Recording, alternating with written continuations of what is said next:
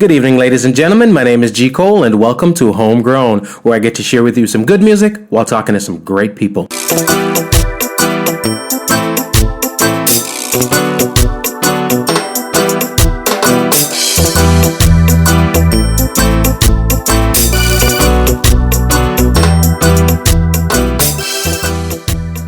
Hello world, I hope you're feeling as good as I am. I want to go ahead and big up all my homegrown listeners out there and welcome all the new listeners. If you haven't yet subscribed, please do, so we can keep you updated when new material is available. We will be posting new episodes bi-weekly.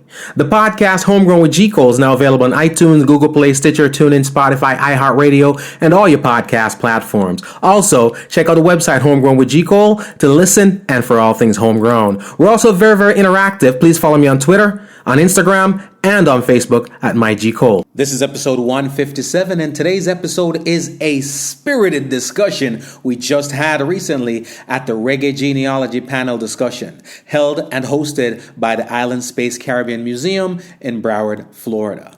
My guests on this one, tackling the topic of the gentrification of Jamaican music, are legendary musician from the band Inner Circle, Mr. Ian Lewis, producer to the stars, the Grammy Award-winning Mr. J Vibe, Grammy Award-winning artist Tifa, world-renowned selector, entrepreneur, and now actor Supa Twitch, and of course, Vice President of Sales and Marketing from VP Records, Mr. Aaron Talbert. We talk about this topic in detail live at the Island Space Caribbean Museum. With that in mind, knowing that we have Reggae Genealogy in 2 weeks, Sir G. Cole, if you don't mind, our moderator.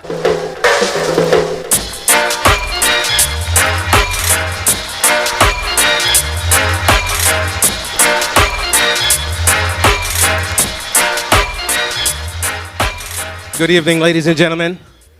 Welcome to Reggae Genealogy, the panel discussion, and we have an illustrious panel for you guys this evening. First of all, I'm going to give you all about 30 seconds to tell your friends, to tell their friends, send a text, WhatsApp, whatever. We got a couple of seats. For the people standing, I implore you all to grab a seat because in about 5 minutes, you're going to wish you did.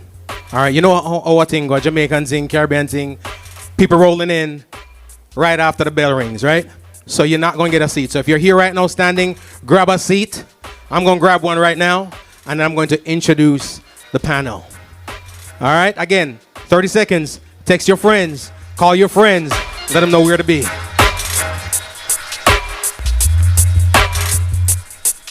Again, my name is G. Cole from the podcast Homegrown with G. Cole. Some people know from the music. More people know from the podcast. The newer people to South Florida. But again, we'll get into that another time. Today is about the panel discussion. We're in a museum. A museum normally honors and promotes and supports, celebrates, teaches our history. Today we're going to focus on our now. And of course, our tomorrow. All right, so first up, from overcoming childhood disabilities and personal obstacles to working with some of reggae and dancehall's biggest names, she's amassed multiple awards, topped many charts worldwide, this culminating in a Grammy Award win in 2023 for her collaboration on Kabaka Pyramid's album, The Calling. She's done TV. She's an entrepreneur. I'd go on, ladies and gentlemen, but trust me, I'll buy you along. All right? It came on a flash drive. Ladies and gentlemen, the diva herself, the Grammy Award-winning Tifa.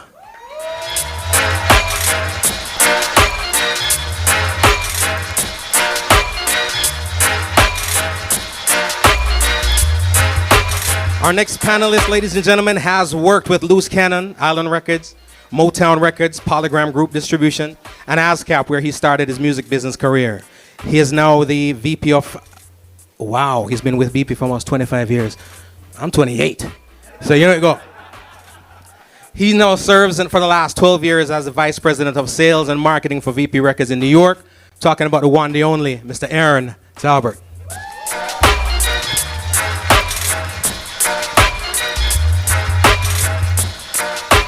A producer to the stars, having produced for the likes of, and I'm going to go on a rant here, Sean Paul, Estelle, Morgan Heritage, Keisha Cole, Vivian Green, Leela Ike, Jesse Royal, Protege, J-Book, Jacure, Pressure, G. Cole, Collie He currently tours with Collie and I'm going to stop here because of time. Ladies and gentlemen, world-renowned instrumentalist, composer, and Grammy Award-winning producer, Mr. J Vibe.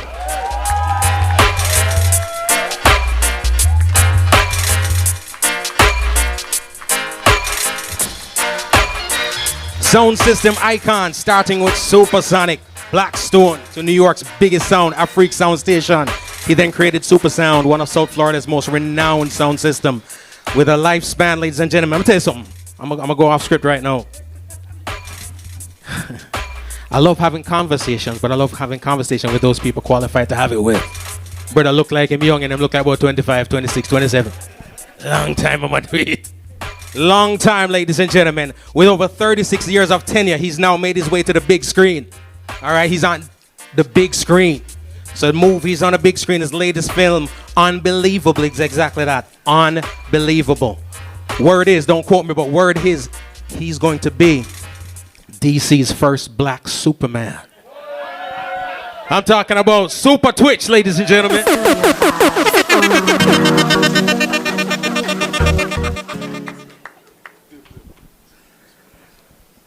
This legend really needs no introduction. He's one of the founders of the legendary Bad Boys of Reggae, Inner Circle.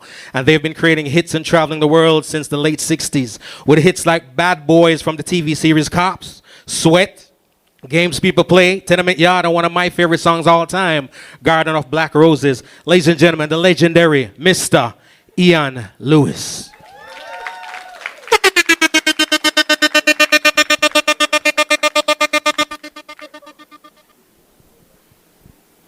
Another round of applause, ladies and gentlemen.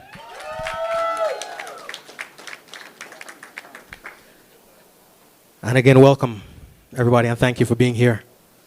So the topic today is the gentrification of Jamaican music. Gentrification is a construct. I felt the need to go down this road because prior to this event, I've been having multiple conversations and people have their say, their thought, and it's passionate. We're all Caribbean people. We're more passionate than most, right? We have an apostrophe on this thing named reggae music, a thing. When we hear something we don't like, a thing. When I download and buy nothing, but we're complaining, a thing. All right? So, but needless to say, I feel where the confusion comes most is with that word gentrification. It's been a popular word off late. So gentrification is a construct where poor urban areas is normally changed by wealthier people moving in, improving housing, attracting new businesses. Typically, though, displacing its current inhabitants. All right? So that's where we're going right now. It's not just about injecting resources and whatnot, right? It also comes at a cost, displacement, right? So that's why a lot of times when I hear the term gentrification, I know for a fact it's not being used accurately. But passion makes you do some crazy things, right? So we're gonna have some conversations today. Again, the gentrification of Jamaican music. Aaron, and I'm gonna go down the line with this one, right? When we say gentrification of Jamaican music, as somebody who has been tasked with selling and marketing Jamaican music, I won't relegate it to just reggae. What exactly does that term, gentrification of reggae music, mean to you? Hello, thank you, G, and greetings, South Florida, massive respect. Down from New York, and happy to be here with you. I've been at VP for quite a while, and as I heard this phrase, I thought, well, you know, in some ways, I sit in that gentrification chair. I remember my first interviews with VP, talking to Miss Pat, and one of the things we were talking about was getting the VP products into Walmart at that time. So I do understand the idea of broadening audience and trying to expand what we've done or what the music is or who that audience is, and that's a part of our day-to-day. So I think that that's an element of it. So what are some of those things that we do particular are maybe improvement of the product, the remastering, trying to work on contracts and agreements, trying to improve our business day-to-day in terms of the sort of partner we are with these other companies. So that's sort of an idea that I would have as a start. Awesome. Tifa, you've amassed international success as an artist, right? An entrepreneur. Obviously, you have a fan base that stems past the diaspora, past Jamaica, out into the mainstream world, which is what a lot of us strive for. As an artist, what does the gentrification of reggae music mean to you? Good evening, everyone. Good evening. I struggled with this topic because it can be broken down into many different topics. So are we talking about the gentrification of the music? Or are we talking about the gentrification of the business? Both. Because it's two different things. And if we're talking about the gentrification of the music, then that's a whole, I'll be here all night.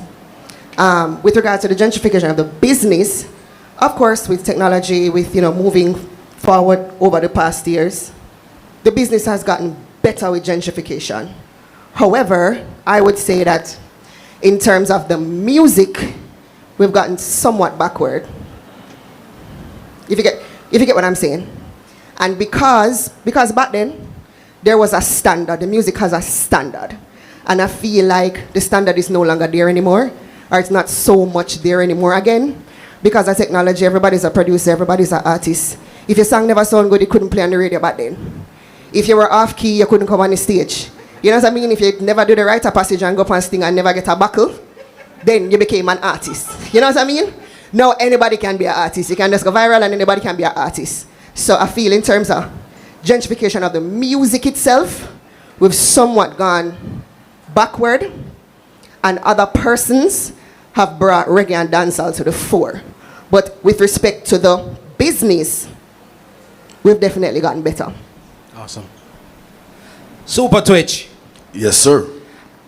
I have always felt that the most effective means of music distribution, especially for reggae music, is not the retailer, it's the sound system. That's true. You are in real time with the masses out there, right? Oftentimes you're giving it to the masses prior to the retailers getting it out there. Absolutely. So from your controller, your laptop, looking out into the audience and feeling the reciprocity, have you seen the effects of the gentrification? Absolutely. Good evening, everybody. As a DJ who's been playing music, selector, so to speak, who's been playing music for like 37 years, so I've seen the evolution and seen the growth, and I've seen where it has turned a circle and come forth. Back in the day, we were the radio station. We were the first radio station, as you said. We play the song first, so we see the first reaction of people. But nowadays, because of social media, as Tifa said, everybody's a star. You know what I mean? You don't have to actually have talent to actually become a star. You know what I mean?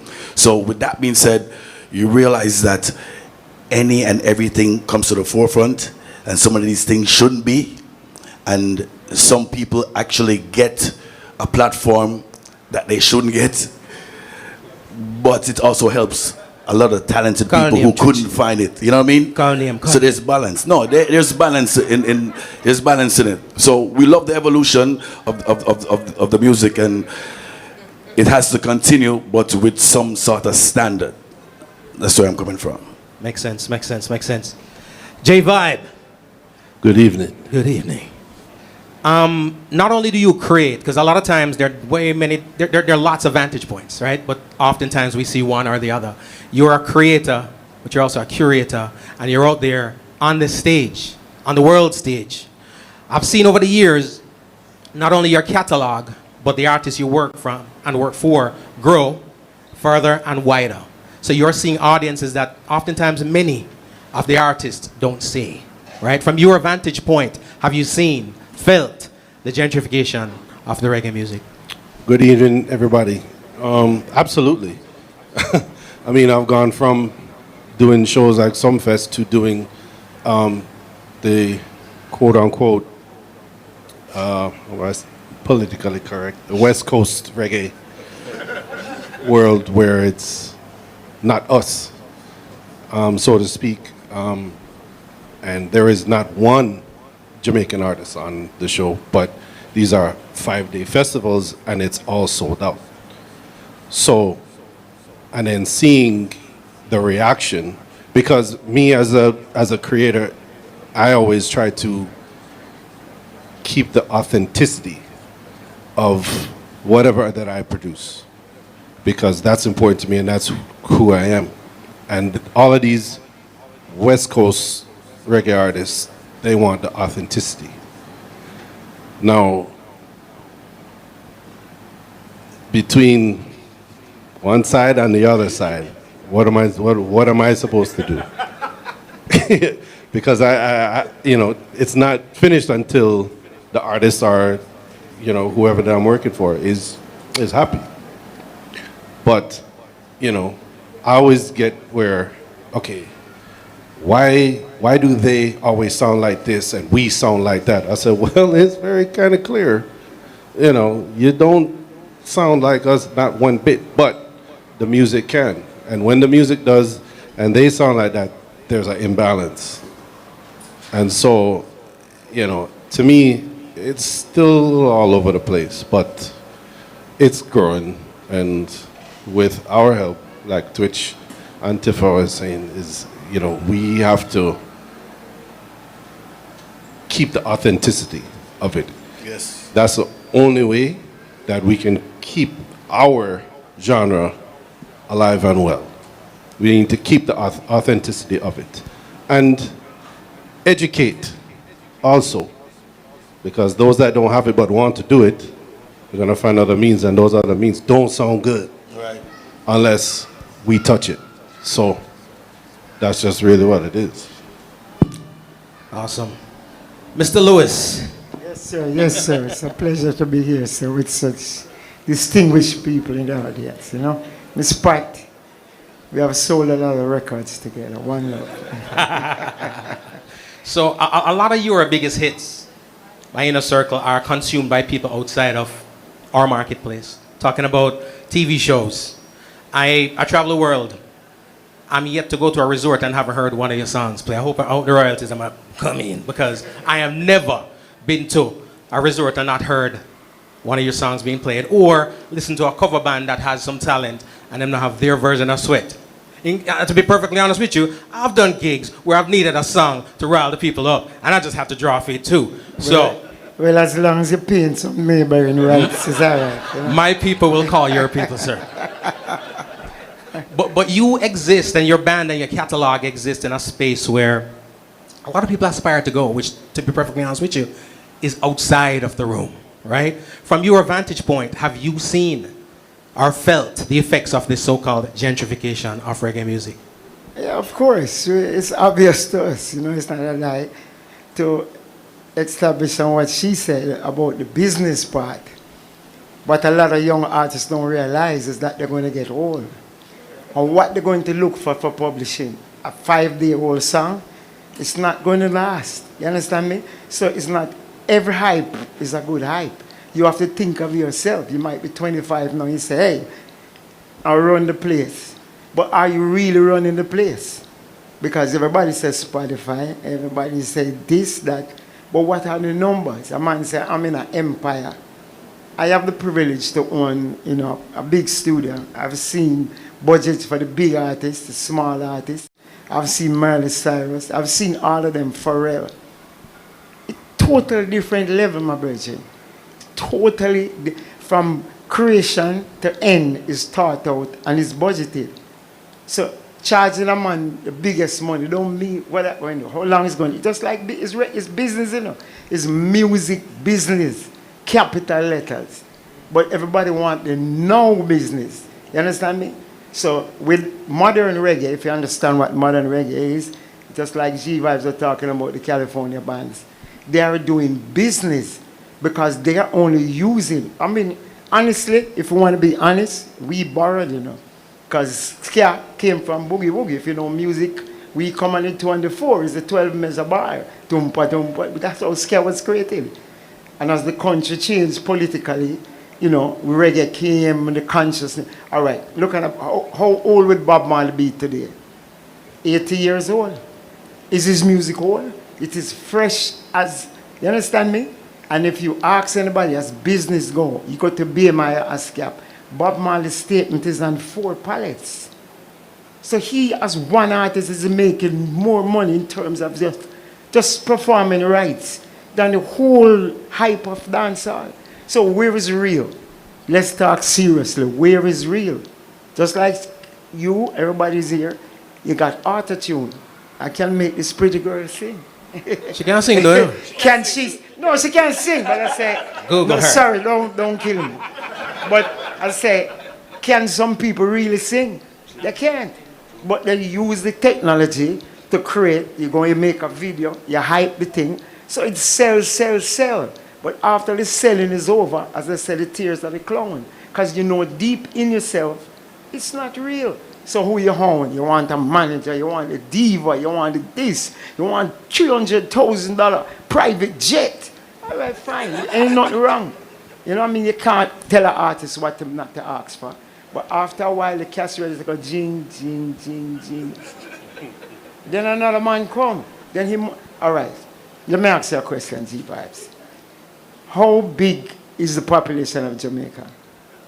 What is the population of Jamaica? 2.8. Okay. So you tell me, every single Jamaican stream music, that each artist can make $1 million a year in Jamaica. It's not there. You know what I mean? Let's be real. So when you come out of the genre, you come into America, you're going to say, where do I fit in? As I said, we borrowed from the American boogie-woogie. Now the younger youth is borrowing from the hip-hop. You understand? And they figure if they do hip-hop and come to America, it's going to work. It's not going to work because it's totally different. Jamaica is so great. We have reggae gospel. We have created genres that we make it up ourselves. You understand me? So for that, I clap up that.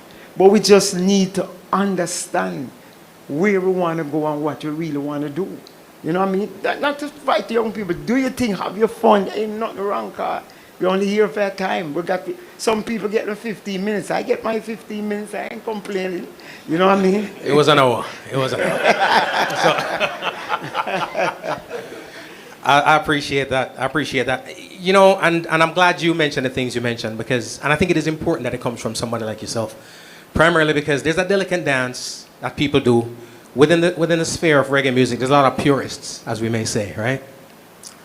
Ain't nothing more faux than the purists, but we got a lot of purists.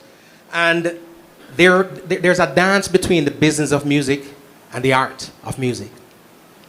And you just made mention, you spoke about the business, right? As well as there is the art. There's a lot of people out there who feel like focusing on the art is more what we should be doing. Some people say let's focus on the business, some say let's focus on both. As we talk about the gentrification of this genre, or of Jamaican music, Bob Marley is the benchmark. Every time we talk about music, we use Bob Marley as the benchmark, right? Have to be. But the reality of it is, a lot of the music that we hear today from Bob Marley was not the original, right? Almost every Bob song that you love, and you're driving down the street too, that ain't the original, right? Some remixing, some remastering, some retouching, some overdubbing, a lot of stuff that in today's argument people consider part of the gentrification of the music, right? So technically speaking, if we're talking about gentrification, is it safe to say that it is not a no thing? This process of gentrification has started a long, long time ago. It did. Because there's a publisher friend of mine, right? And he did a survey. And I don't know if you realize that 60 to 75% of all Jamaican hit songs is covers of American music. Delroy Wilson, Rain from the Sky is a Chuck Jackson song. So we took a lot from there, you know, and made it our own. So in that event, a lot of songs went to Ken Booth, Everything I Own. 10 weeks #1 in England. It's made by Bread. But we would take a good song and turn it around and somebody say, hey, that's the original. We claim the song. We claim the song as ours. You as a selector supposed to know. Of course. You can play a Jamaican song and play the foreign song. Yep. Silhouettes. Dennis Brown, Silhouettes. Okay. A lot of songs, actually, I did not know that there was originals to it. Of course. Where are we today? As you said, Gentrification now. So what's the next step? You know what I mean? We remember, you know, all the older artists are 50 high, 60 high. You understand? We don't want, you know, exact numbers, but you know. No numbers here. So where we're going to go next? A Shaggy, a Sean Paul is in their 50s, 40s. The Marleys is in their 50s. Where is that new group who is going to come now to give that signature song that's going to last? And what I believe, the business will fix itself eventually. Because guess what? Look at YG Marley. Okay. All right? So we all thought, a lot of people were saying that reggae music was dead. And then he takes a song from 50 years ago from his grandfather and he puts his spin on it. And the young people were singing it. not the older people, not J Vibe and his age group. You're talking about young people singing the song. So Speak, what I speak for said- yourself. 100 million streams. Exactly. So that in a means month. if you do the music, it doesn't course. matter the age, it's Very going to true, Supa. pull your So let me heartstring. ask you this, Twitch. Now, Yeah. Tifa, because I'm coming to you next, but let me ask you this. The concept of gentrification, remember that the construct is created by the beneficiaries, right? And the displaced. So, who, in your opinion, since we're talking about gentrification, who are the beneficiaries of gentrification, Tifa? I mean, all of us. There's not one person that benefits from, if it's done properly, there's not The one business. Yeah, there's not one person that benefits from it. And to reiterate and to kind of, touch on what Daddy was saying and Twitch, again, it comes back to a standard because it was the song by YG Marley was properly done. Right. You know what I mean? Right. Because you can take a song and flip it and then it sounds like foolishness. You know what I mean?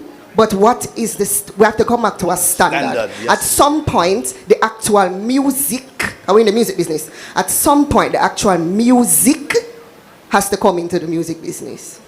Understand. Again, beneficiaries, those people who are displaced. Again, it's the gentrification of reggae music, right? I have the displeasure of talking to a lot of disgruntled people, right? On my show, I talk to a lot of people. Cameras are on, they're happy. Cameras are off, they're not, right? So the conversations always go around the beneficial. People see reggae music as quite a lucrative venture. But a lot of us can't point out the beneficiaries of the reggae music. They're not our neighbors, they're not next door, they're not the artists that we know, right? Except for 1 or 2 or 3 or 4. But then they see what they think is success on the other side of the globe, right? Aaron, talk to me a little bit. You distribute, you market reggae music, right? Yes. Where, in your opinion, is the lucrative market right now? I know who is not because, like I said, not us.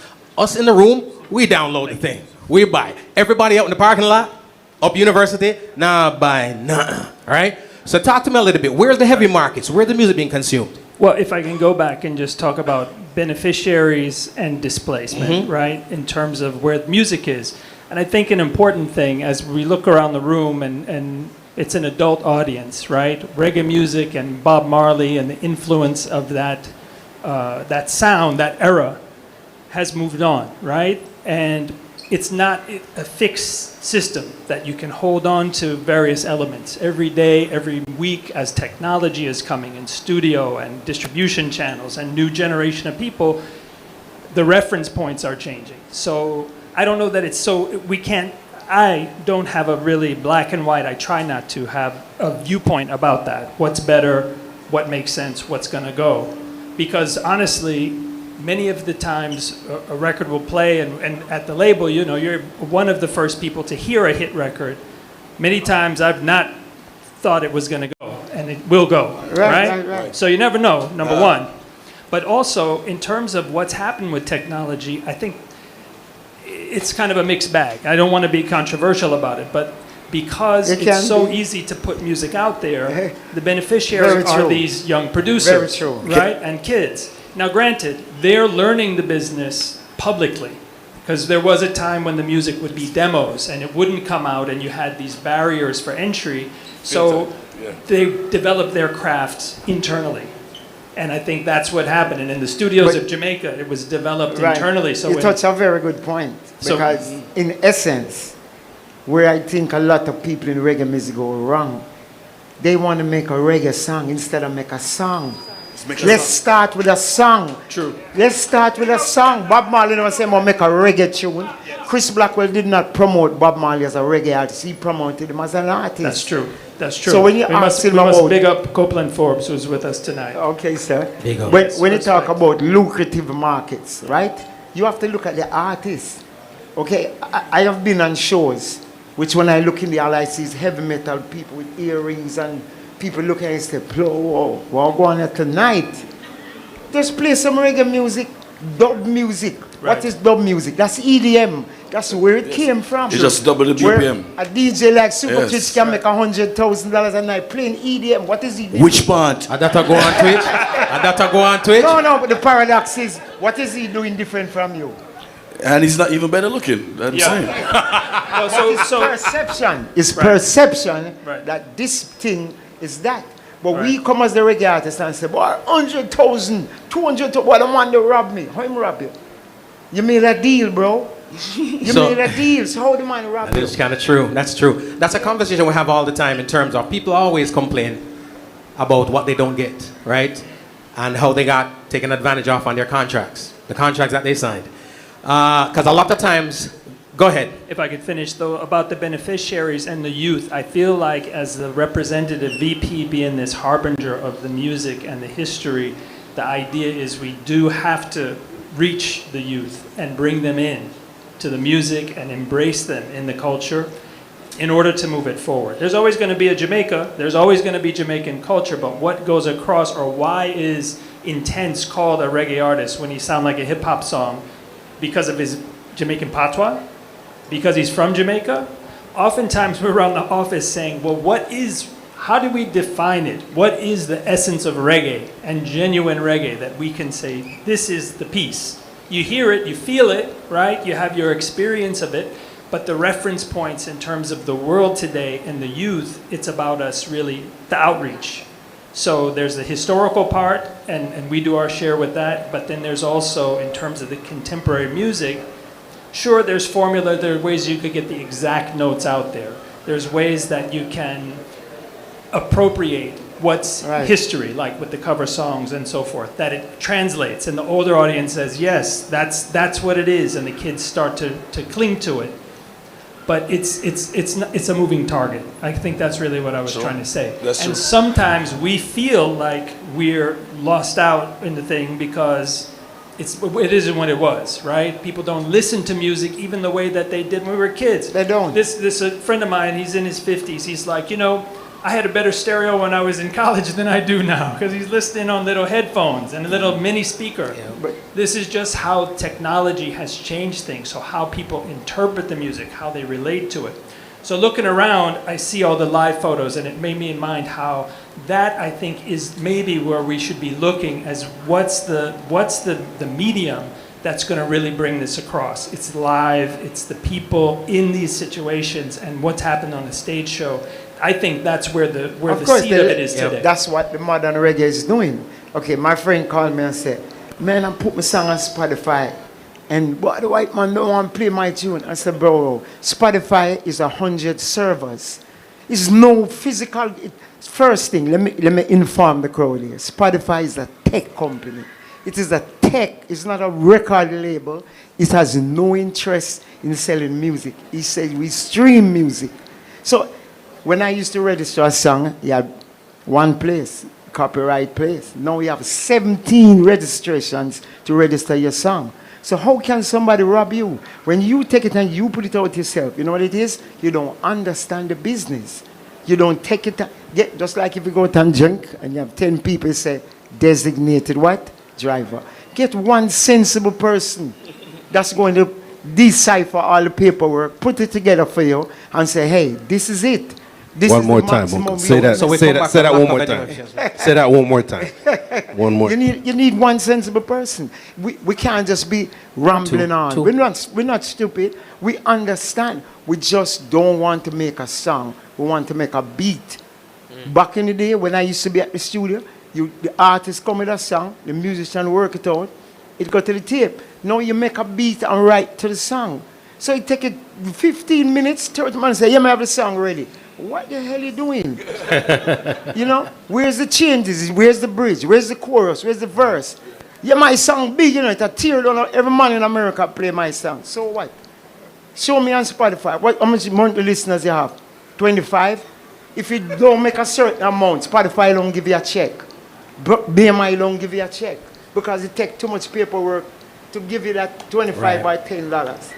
You know what I mean? It boils down to education, like you say, empowering ourselves with the information. The legendary Mr. Ian Lewis. And Yes. for those people watching on the live streams and those in the room, again, the conversations go on and on and on. We talk about this all the time. I've had people come and complain to me about the little $25,000 that they got from the record label. And by now, the record must have gone platinum. And they have got nothing else. But every day they promote their Spotify page. Haven't gotten $1,000 from Spotify yet, but I digress. So when we talk about the music, coming back to you for a second, Aaron. Talking about, again, we're staying in gentrification because this is the conversation that's being had.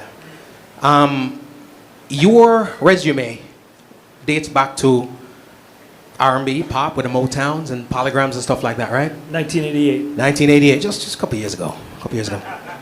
But that's a time when we saw the Dionne Warwicks, the Aretha Franklins, people like those actually making great music but not able to perform it outside of the Chitlin circuit. So what we had were other people, not us, white bands, white singers, redoing their songs, right? And going into other places and performing them and making what were regionally successful records for the original artists, mainstream hits for the people redoing them, right?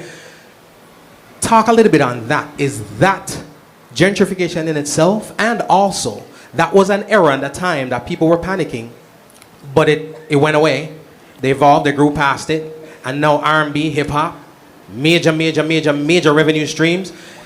Is there any confidence that we can put out there for our reggae people saying, you know what, this too shall pass, and we might end up being like reggae, like R&B, like pop? Well, you know, in the idea of the covers or the 1950s music business and the idea of a Pat Boone doing a Little Richard song and this side of a thing you hear about, to me, the metaphor doesn't really work, because when you think of gentrification, it's that the people come in, they fix up the neighborhood, but they fix it up and they stay there.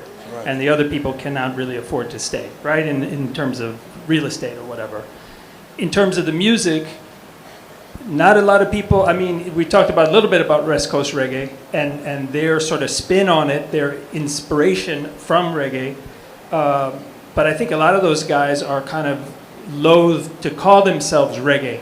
You know what I mean? They're doing our thing or their thing. Maybe, absolutely. Right? So they are considered reggae artists in their eyes.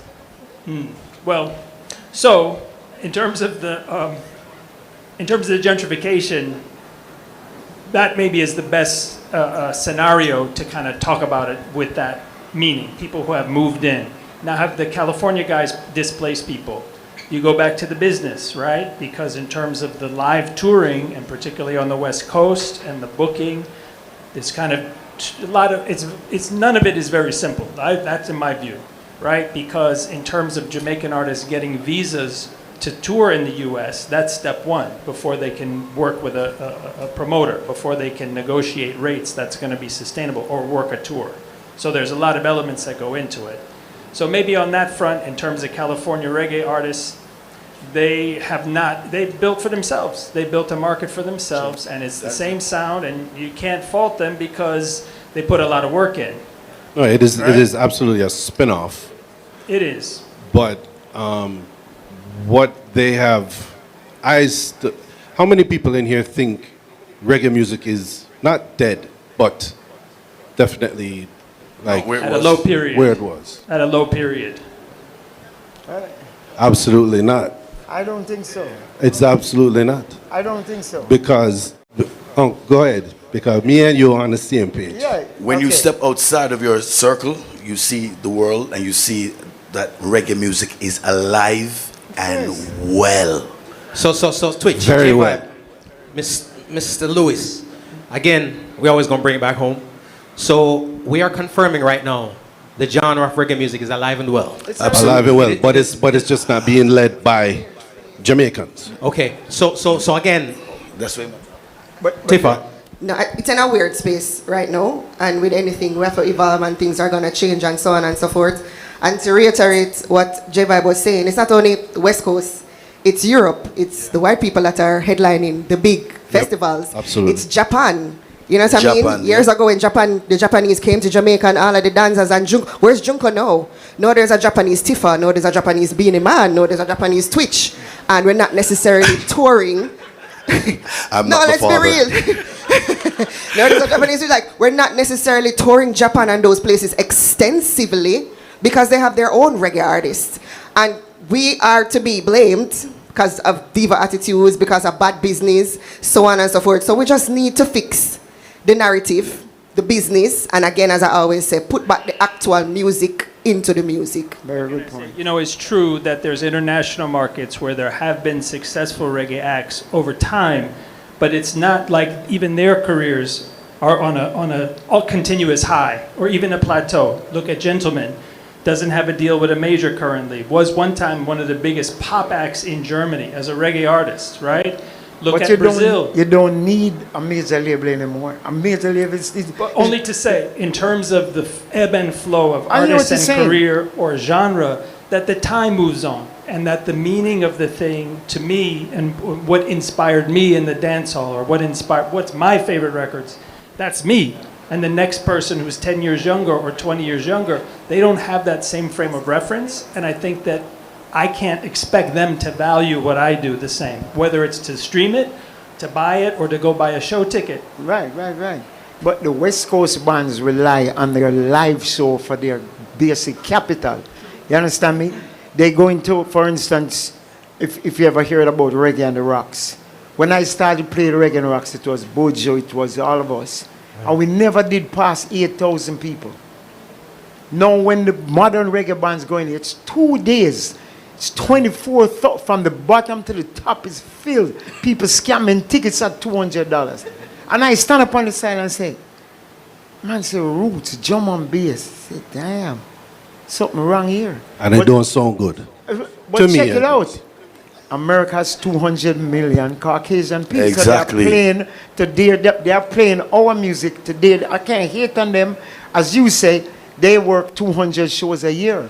If you tell a Jamaican band, hey, we're going to do this, I'm going to say, no, sir. Oh, man, I have to go fight. Yeah, we go tried tell it. them money have to We've run. tried it. But Tell a Jamaican act Not they very gotta share rooms. No. They will not do it. Exactly. But We are our own even worst with- enemy. even with Afrobeats. Yeah. Afrobeats, some people say Afrobeats is taking over and it's gone over around dancehall and it's gone about reggae music. It's a whole continent, sir. Yes. Think Africa, about it. The numbers. diaspora. You know what I'm saying? So you Okay. can't compare sometimes. So let me ask you this, gentlemen, because again, at the end of the day, remember, the conversations only come forth because they're concerns, right? And people are feeling it. That's why we would love to have the artists, the producers, the selector. You don't feel, you just say, I told you, you get a show, you want Diplo. I have a concern. The displacement in what we're talking about actually reaches to the soundman them, the selectors and the DJ. And there are a lot of DJs here and selectors who can agree.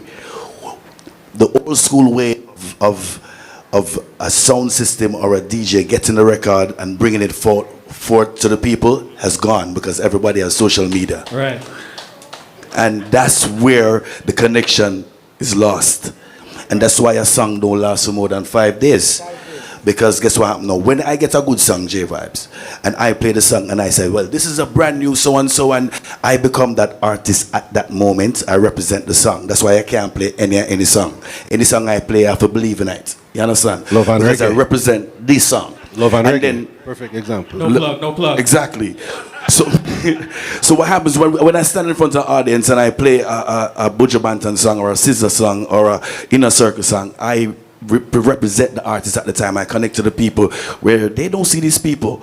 Monty don't see these people. We see the people on a day-to-day basis. So if you think you could go around the DJ and the selector and the sound system and just go to social media and 10 people like it, them 10 people, you will never meet them ever. They're in Scandinavia.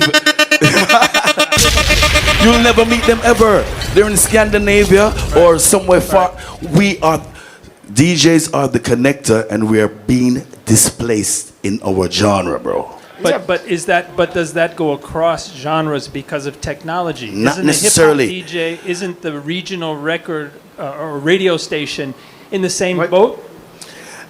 Our sound system culture is absolutely different than Totally different. Totally different. Because remember, we come from the days where our songs couldn't even play on the radio.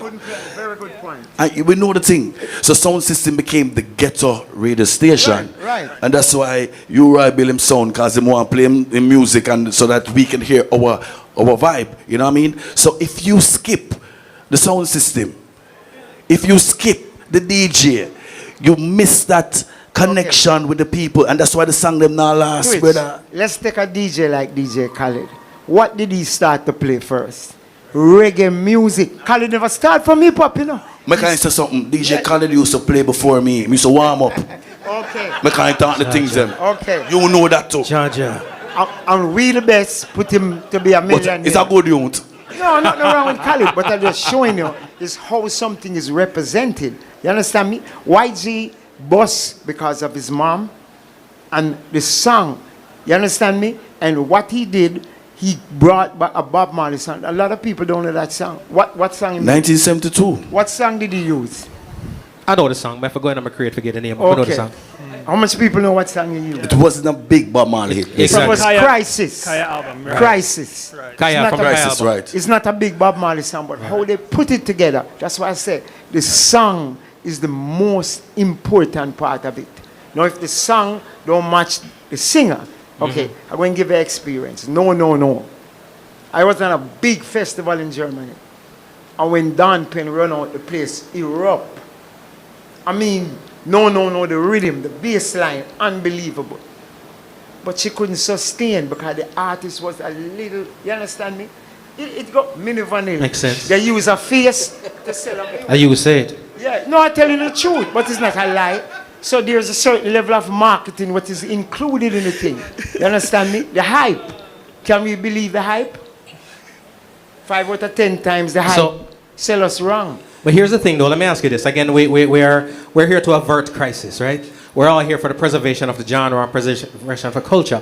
We focus a lot on yesterday. And I do believe that if we study the root, that's how we affect the fruit. However, we're looking for tomorrow. Most of the success stories that we speak of right now are either not here, are ready to go off on a spaceship and live good life. Twitch rich. The man is soon gone, left sound system. J-Vibe. All that stuff.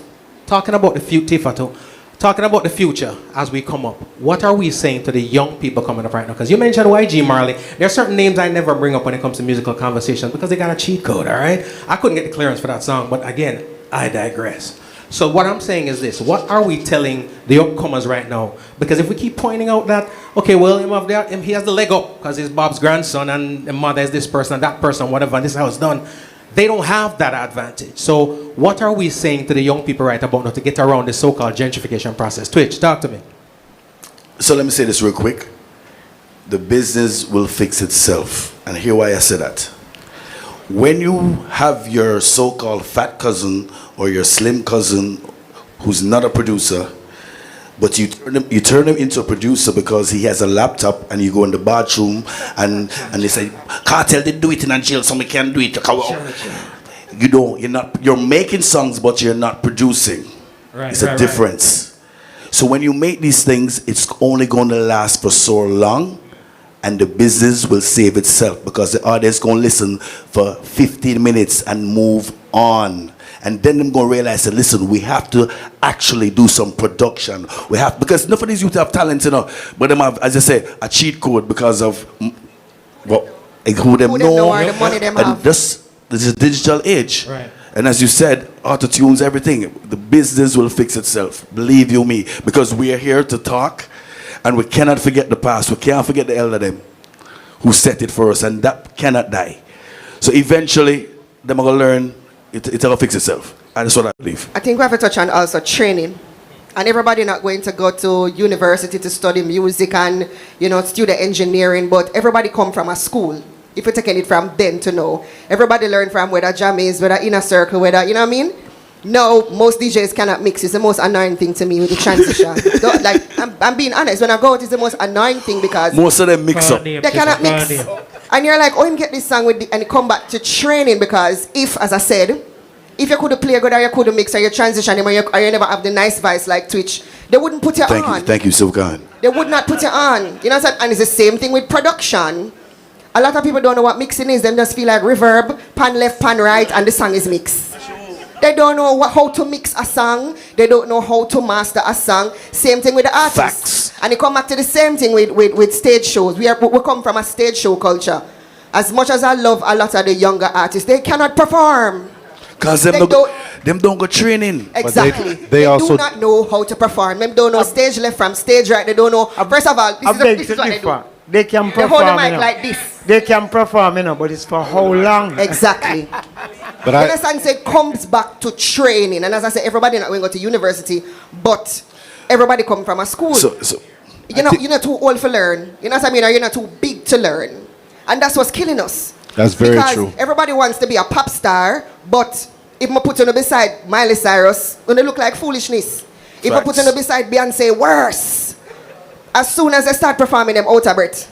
But you want to be a pop star. Yeah, but they want it now. Exactly. They want it now. They Because don't want everything is the no. everything is right now. I want my song to blow up now. Singing melody. Big up yourself. Legend. Again, Big for up all the yourself. people who walked in late, thank you so much for joining the program. Still some people to join us. We have about 6 seats left. All right? Ladies and gentlemen, some noise for the panel. We're getting some stuff accomplished. Legendary folks having legendary conversation. We talk again, we're keeping it youth. As I listen here, sounds to me like there are quite an array of missing cogs and missing spokes in the wheel of reggae music and Jamaican music, why we're having the issues we're having today. You've mentioned education, lack of professionalism, right? Training, the school of music, right? And when I say the school of music, it doesn't necessarily have to be something formal. Talking about coming up the ranks, as Tifa said. So guess what? Yeah. Can you imagine a 19-year-old kid, he does a song, wasn't really produced good, wasn't really mastered, becomes a hit, a worldwide hit, and he becomes a millionaire in Jamaican terms, right? He's 19, right? Didn't have anything last week. This week, he's a millionaire. And you're going to tell him, say, to actually get training now, because what he did the wrong way actually worked. Right. So how can you convince him, a rich youth with all them friends, them say, man, done? Yep. How you convince him to do the right thing? Before I finish, that's why I respect Shaquille O'Neal so much. You know, he was a millionaire, but him still get him degree while going to school. These kids are not going to do that. I respect Assassin, who bust Agent Sasko, still got his degree. Sizzler was on tour. He got his degree while he was. How many of these youths can you tell that in this day and age? Twitch. When they bust the wrong way. I'm going to play devil's advocate here. And again, it comes back to a standard. You as the DJ, from me hear this song, I hear say this song a foolishness. You should have never played it in the first. Stop. I cannot stop it when social media is a... Yes, listen, social media is only going to last so long and no more. Because people attention span... Tifa, stop. Full stop and abbreviation. You know how much song me hate when me da play? You know how much time I know so this not make good? You know how much time I remix some song, like actually master the song? Because people actually like the song. I'm a sister the song of potential. Smokey, my selector is here. How many songs have we remastered just to make it sound proper? And where are they now? Where are the songs now? But hold on, Twitch, Them probably, tell them. that's somewhere. All right. Tell them Then that the last. software is there now, where you can actually take a song and strip out the voice. Exactly. So Strip because out of the we strip it because of STEM. The DJs can remake a So song. Tifa, Tifa, imagine this now. Me go to an audience, right? Of say, because remember, my career spans 37 years, and I'm still working. Thank you. You mentioned 1988. That's when I started.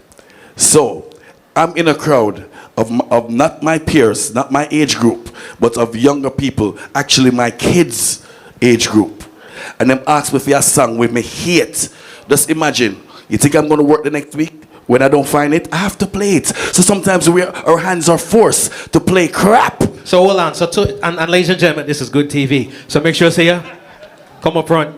So here's the thing, and I appreciate what you're saying. That to some degree says, because her concern is very, very valid, and we hear that a lot. But then it leads us to ask, who dictates the quality assurance, right? So if the audience, because I feel oftentimes that, go ahead. The audience. The audience dictates that. Yeah, so if it sucks, if it's crap, if it's whatever the case may be, but the audience wants it. That's what it is. Then you're saying the DJ as well as the record label, they're compelled to give that to the masses. There's this expression, he who pays the band calls the tune. Jaja. That's what it is. See there. But J-Vibes, so public, but listen, J-Vibes can tell you, what is a gun tune? It's shock value, you know. Right. What is a cursing? It's shock value. So kids go and vacillate to rebel. They're like the rebellious. So why do we complain about it when we hear it then? If we've acknowledged and we have the knowledge, and this is what Twitcher said, we know this is where it's going, we know this is the reason for it, we know the trajectory of it all, but yet still when we come off at the stage and we're going to sit down with G Cole, we're complaining about it and say, the youth them are going with all kind of things. But I'm give gun finger, how you going to It's still an expression of art though. You have to remember that whether because there's certain movies that we watch that we shouldn't be watching, bro. But hey, when Rambo fired the gun, them hey, Ray, I'm grown. you see me? But we don't promote that. But that's what we like to watch. So it's still an expression of art. So we still have to respect that. But there are also songs that I don't play because I don't believe in the song. There's a song called, and I don't want to hurt the artist's career, but something about dung in a throat and them. I can't play it because I got teenagers. You know what I mean? The crowd is asking for the tune. Nah, play it. I'm not playing that song because I feel it goes against what you know what I'm saying? I believe in. Well, where does that begin? That begins with the producer, and the artist. For me, nobody cannot come into my studio with any kind of songs like that. I'm not producing that songs. That's not my thing. But even in still, like, cream will always rise to the top. Those songs are not gonna go anywhere. They don't last. They will be great, whatever, for 2 weeks. Right? You play who's the biggest hip hop person right now? One of them. I don't know. All right then, I don't know. But then you have Ed Sheeran or someone come out with one song and that stays number one for like 50 months. But Jay, a music mogul or a music label executive said there's no such thing right now as a hit song. There's a regional hit, right? So like, no, you're talking about that. You just asked the question, who's the biggest dancehall artist? Somebody in New York versus somebody in Jamaica versus somebody in Florida may say something different, right? So the question goes to the audience. Has the audience changed? Have we lost any form of control? Because there's one thing I admired about our artists of the past. They had a particular control of the audience. Yes, the advent of the internet and social media has changed, has shifted a lot of things, right? But as we look out into the crowd and the audience right now, because what's the purpose of this? We need to find somebody to blame you. So the question is any of this responsibility on the audience? Not these people in the room, they're great. But the people out in the parking lot and further up the road. Yeah, what's their responsibility in where the music is going? Of course. Why did YG Marley song blow up? Because it went viral. How does it go viral? Mama. The people. They're playing it.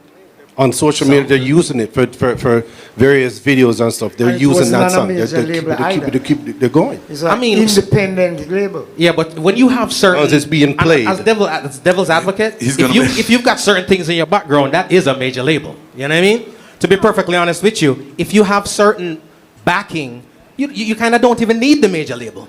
G-Code. Talk to me. Every one of the Marleys put out major songs, right? Absolutely. Junior Gang have the biggest hit. So just being a Marley don't guarantee that your record is going to hit. Absolutely not. It's going to give you an exposure because it's a Marley. And it's a leg up. Exactly. So don't look at it that way because he said something that is true. He'd say the business is going to fix themselves.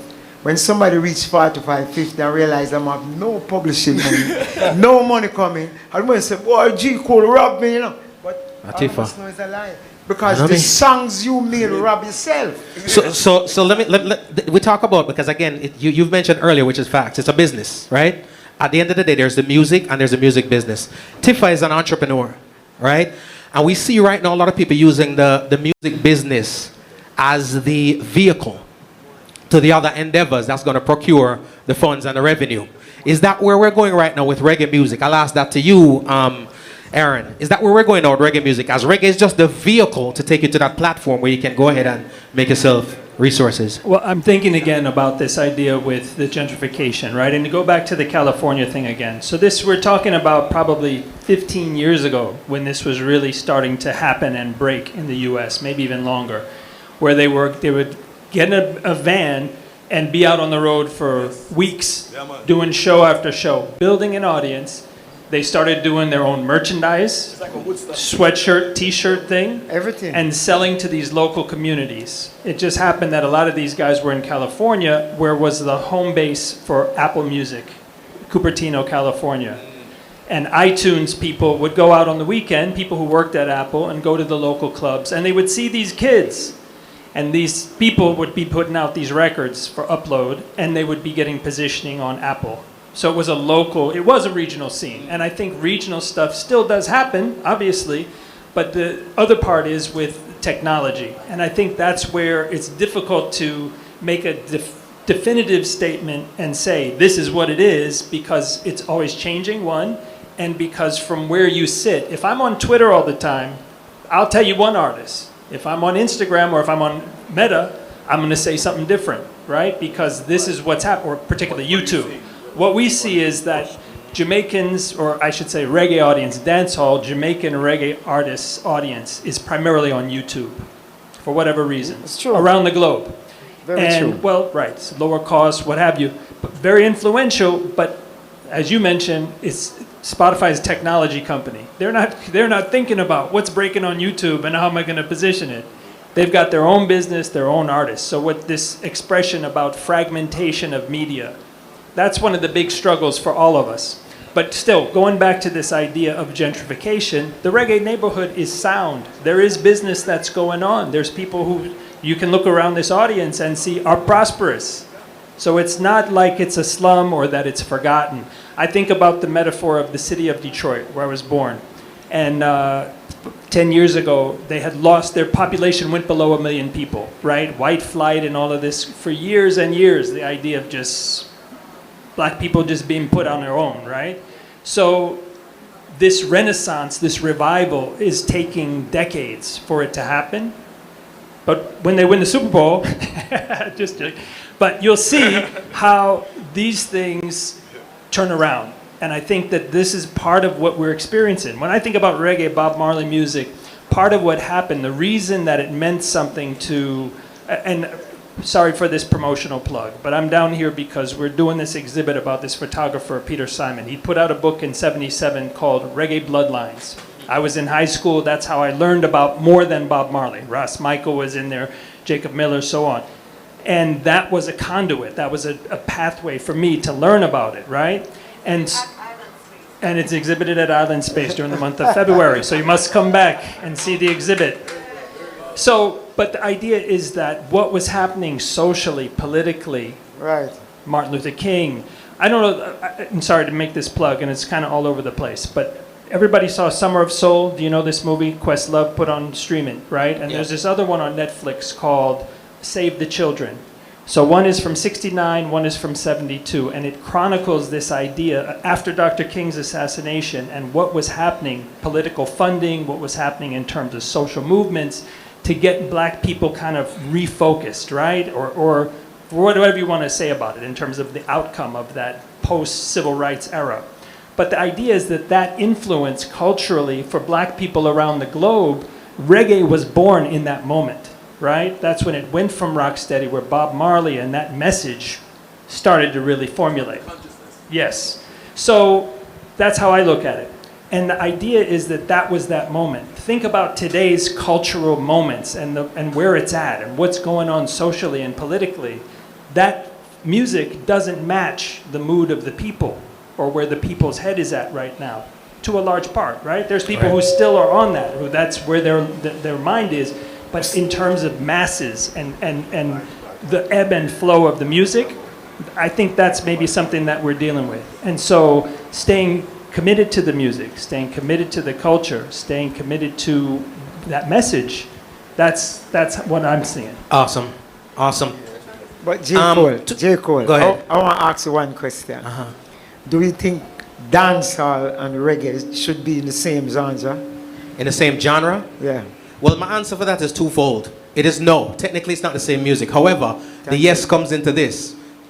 When you look at the metrics, the genres, and I'm sure we ask this question only for accreditation, Grammys and stuff like that. That's the only reason why we care, where they go. So when we talk about the metrics, there is never going to be enough dancehall albums out. The Grammys recognize albums and of recently EPs. There's never going to be, it has never been in the course of a year where dancehall albums had been put out to meet the numbers, right? At least submitted records. So right now, you're scrounging to put the two together to make the genre categories survive within the spaces that award our music. So, like I said, the answer is twofold. Do I think it should be separate? Yeah. Is it smart to separate them? No. I don't think it can be separated, but what's the definition of reggae? The bass line leads. Correct. Dancehall, the same thing. So Right. I guess that's why they just put it. Well, actually, hold on. 90s dancehall of a baseline. Yeah, true. No, it's different. It's different, isn't it? 100 bar for a baseline. That's true. But remember, when in this day and age, when we say reggae, so if we're being perfectly honest, what we're using is the most popular word to sum up all Jamaican music. Right? So, because truth be told, if we're going to dissect it, there's some ska albums, take out them 5 there, take out the 19 dancehall, whatever the case may be, there's 4 albums. One's mine. You know what I mean? So what I'm saying pretty much is we have to keep the genres together for the life of the Grammy category. Grammy. Yeah. Yeah, but guess what? So I don't respect the Grammy because you have well not Cameras rolling, this is not good TV. Well, not to sound in a way, but I get a Grammy already. And when I was in there, I don't think as much people was in there when I get. It's like 10, 5. All right. Them give you in the daytime and nothing happen. Them pass it through like, you know what Soldier did? They filmed and made their own thing to look like. You'll never get on TV. You'll never get prime time to say, hey, this is a music that caused the police to play reggae, the specials, the selectors. We have influenced worldwide music. We'll never get that credibility. That is true. We'll never get it. And by the way, ladies and gentlemen, Tifa, Grammy Award winning. All right, 2023. J Vibe, Grammy Award winning. Also, my album ain't even submitted. To go back to a little bit about what Aaron was saying and what Twitch was saying, I think where the disconnect is that this generation is trying to be like America, and America has always wanted to be like Jamaica. Very true. So I think Very that's true. where the major disconnect is. And we can't tell them what to sing about because, as Twitch said, their reality now, like when I was going to school, it was anthrax. Now it's coronavirus. You know what I mean? It's 2 different things. Like the scamming and the trapping is real. You know what I mean? So I think where it has to go back to is, I think people hold us to a sound, a particular sound. Because when you say dancehall and you're going up a white club or a hip hop club, them going to play Murder She Wrote. You know what I mean? So how do we cross both of those things? I think that's where part of the solution lies, is keeping to the core principles and sound of what dancehall and reggae should sound like, coupled with what is happening in the now. Ladies and gentlemen, Well give it up said. one more time for the panel. So we're getting to the Q&A section where I'm going to come through here and answer some questions. Or should I say, have you asked the panel some questions? But before we get to your questions, I'm going to have them round out and close out by, based on what we just discussed, the conversation just had, is it really gentrification or is it really evolution? Mr. Lewis, I'm going to start with you. It's a little bit of both, you understand me? And it's going to take a lot of understanding, you know, to what Tifa said. The business part is where I see the problem is coming, to understand the music business instead of squealing about the genres. My opinion should be separated, because how can you make 25, 30 years of peace and love, then he come back to tell a man, bore skull and push between leg. I can't understand that prefix. You understand me? Because reggae music, to my travels of the world, 7 times around the world, people come to me and cry. I don't really want to tell every story, but I was in Bosnia, and this lady came in a wheelchair, and I shake her hand, and she said, I'm going to die soon. I want to die with listening to you guys' music. The tears still run down my eye now when I look at the lady and say, damn, do we know what we created with our music? Wow. That's how strong it is, Virgin. And when you go and come up and tell a man, board, skull, and I can't subscribe to that. Twitch, talk to me. I'm still in Bosnia. What was the question again? Is what's transpiring right now really gentrification or is it evolution? Okay, I like the elder say, as Ian said, I believe it's a little bit of both. And Tifa, it's going to continue as far as Jamaicans wanting to be what is here, because guess what? We love foreign. I mean, Dennis Brown actually did it. John Wall did it, as far as singing over the cover songs and that. So it's a Jamaican thing, really. I get what you're saying. Yeah, but them do it the right way and made the songs their own, right? So it's going to continue. And as I said, for me personally, I just believe, you know, the music is going to fix itself, and these kids are going to learn either the hard way by putting out songs and realizing that it has no staying power. Right. They know they have to go back to the drawing board. It's going to happen. Right. It's going to happen. And reggae music is alive, and dancehall is alive. And as you said to me earlier, if Vibes Cartel do a reggae album now, Everybody doing a reggae. Exactly. He already did, by the way. I didn't, but get the point I'm making. I mean, no, if you do it right, no way at all. Jay, talk to me. From my perspective, I think it's a little bit of both. I also have had the opportunity to travel the world like Uncle, and it is the only genre of music that plays in every four corner of the world. The only genre. So I've been to places where they don't know who Elvis Presley is, but they know who Bob Marley is. Yep. And the whole thing with the West Coast reggae and all of that, I mean, there's, like Tifa mentioned, there's not only West Coast, it's international. It's Europe, everywhere, have its own version of reggae music. And I think we should be proud of it. Proud of that. Aaron, I'm coming up with you, but a little differently. As we always mention, the different avenues of the world having their different spin, their different take on reggae music. Is that also something that is intricate for the sustaining of the genre?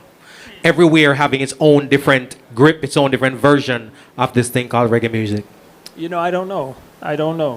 I think on that part, the gentrification thing, or the idea that Ian's been talking about so much with the business, is going to be that longevity in terms of representing that music and in terms of it being in its purest form. I think that's there. Whether or not Brazil continue, because as you just mentioned that, this friend of mine showed me how Brazil, there's this new style that they're doing, Brazil country music with Portuguese lyrics. So in terms of the world and again, technology has changed this so much where people are exposed to things in such different ways and contexts. It's a tough question. I don't know. Tifa, as an artist, evolution or gentrification? Check. I think it's I agree with everything that everybody said here. I think it's a little bit of both. And with regard to what Aaron was saying, I think in terms of exposure, it carries the music to the four corners of the world, irrespective of who is singing it, but it hurts the core and the artist, the original and the core. That definitely means that we have a part 2 coming the next time. Ladies and gentlemen, some more noise for the panel, please. So we are at the QA part of the program, and we can do one of two things. We can either ask a question for the panel, anybody can take it, or if you want to field it specifically to one person, let me know. We'll get that one person. We're going by show of hands. Who first has a question? Jaja, you walked up front for Jano. Well, let's start with this shameless plug. Reggae Month in February, presented by Inner Circle in Jaria. Be on the lookout for all the events we got going on. We got Rastafari Day. We got a bunch of stuff. And I want to say big up to my father for investing. We got no sponsorship dollars. He's going in his pocket, you know. But also, I want to see what everybody thinks. There was a show happening on 15th of February at the Amaret Arena. Shaba, Supa, all these people. From what I'm hearing, the show is canceled or it's not selling or whatever it may be. You know what I'm saying? What do you guys think of that? Because if that was a Latin show, sell off. If that would be a freestyle show, that would sell off. Big Meech is doing the same show there. And I think it's AG and Botafugo are the promoters, and they probably have sold more tickets already than the entire thing. But I just want to know, I'm not trying to bash nobody, but I just want to know what you guys think, why? Yeah. So we've been talking about that recently. New York, there's been a couple of shows like that. And obviously, Buju, he did his thing, sold out 2 nights in New York, but other markets they had to cancel. So that's him individually. Other artists, what we're seeing is new promoters coming in and putting on 7, 8 headliners, Spice, Dexter Daps, so on one show in an arena, renting bigger venues. Why? To me, I think it's because there's money to be made in the community. Caribbean West Indian audience is a money-making audience. There's money there. And in terms of doing something different, something where they're going to feel safe, again, thinking about what's happening in terms of just the environment, right? You hear about small place gets shot up, right? Serious. But Live Nation venue, you don't hear about that so much, right? So, I mean, it does happen, of course, but the point is, I think that the trends of where people want to go for a show, what they want to experience in terms of entertainment, the price of tickets having gone up so much during or and after the pandemic, that it's the market adjustment is what I would say. Is it going to be a new trend or is it just for this season? We're going to see. The other part is when you have 7, 12 headliners like that, they can each do 15 minutes and the audience is going to be okay. And they're probably cheaper because you do those big venues and you use track and everybody makes money. That's my I think there's a disconnect between the promoters and the street. The lack of street promotion. Because no matter what, people say it's a digital age. Well, if you see these headliners, you want to see a flyer at your foot on the road and everywhere. You want to see the flyer. So they think you can go around the old school way of promoting and just do social media and you do this and you do that. Nah, you need to be in where the little places too. The same little places with Ecstatic and Supa Sound and Twitch, big up the flyer. We need to see you. You cannot lose the connect with the people, bro. And that's what these shows. I want to see Super Cat and Shabba, of course. But you just don't feel like it's somebody you know keeping it, though. You know what I mean? Yeah, It has that disconnect. Yeah, there was a disconnect between the marketing and the promotion. Yeah. A major disconnect. And it's true, I'm talking like most people, like, if I don't go into Coconuts or I don't go into a Donna's or a Dutch Pat and see the flyer, like, it's not popping. Well, that's just be real. That's just our culture as Jamaican people. And not only that, so I think because the show was supposed to happen, I think, June last year. And then all of a sudden I saw a flyer. There was no other additional or supplemental marketing to say, you know, we're coming back. This is big. This is what we're offering. We need you to come up. They just posted a flyer. You know what I mean? So I think they dropped the ball when it come on to marketing and promotion. Do the artists want to do the promotion? Do they want to do a show? Do they want, they just say the promoter book me and give me a deposit? The rest is him the promoter, let him do his job. But that's not what you go. You have to be active on top of your social media too. Blast out. Anything necessary. If it even take off your clothes, you know what I mean? Ladies and gentlemen, give it up for the panel, ladies and gentlemen. One more time for the panel. We got one more coming around here. Greetings. Greetings. My name is Talbert, saying a reggae artist who on the circuit now for a good while. Saying, enough one never heard of I. Big up to G Cole. No, this is my first attendance, you know. So I have a question for the panel. For a man like me who want to spread the word of cultural reggae and Rastafari, and to find that niche, to find the person who share my views and opinion and ideas. Because to the marketplace there, they them know. The culture is like, now get exposure. So for a man like me, where do I go? Let's start with Rasta. Come like a bubble left go good. So all the things set up right now. Okay, so the views that you and I have from how we grow is not the same anymore. You know what I mean? So as soon as you say certain things, they want to cancel your eye. You know what I mean? But you have to stay strong to your beliefs too as well. You know what I mean? But to find a niche, you just have to keep going.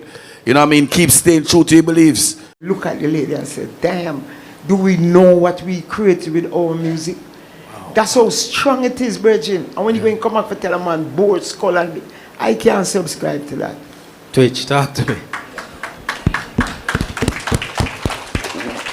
I'm still in Bosnia. What was the question again?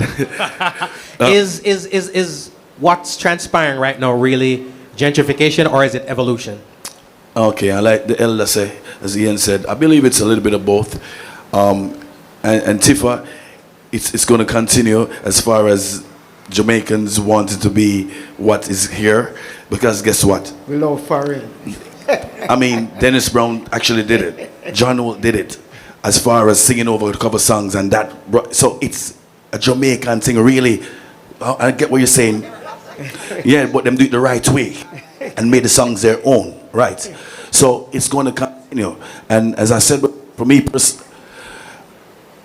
personally, I just believe the music is going to fix itself, and these kids are going to learn either the hard way by putting out songs and realizing that it has no staying power. Right. They know they have to go back to the drawing board. It's going to happen. Right. It's going to happen, and reggae music is alive, and dancehall is alive, and as you said to me earlier, if Vibes Cartel do a reggae album now, Everybody doing a reggae. Exactly. He already did, by the way. I didn't, but get the point I'm making. I mean, no, if you do it right, no way at all. Jay, talk to me.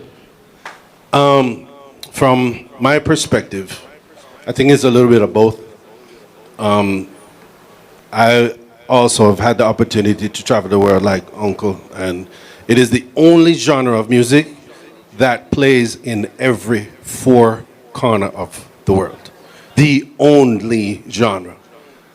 So I've been to places where they don't know who Elvis Presley is, but they know who Bob Marley is. Yep.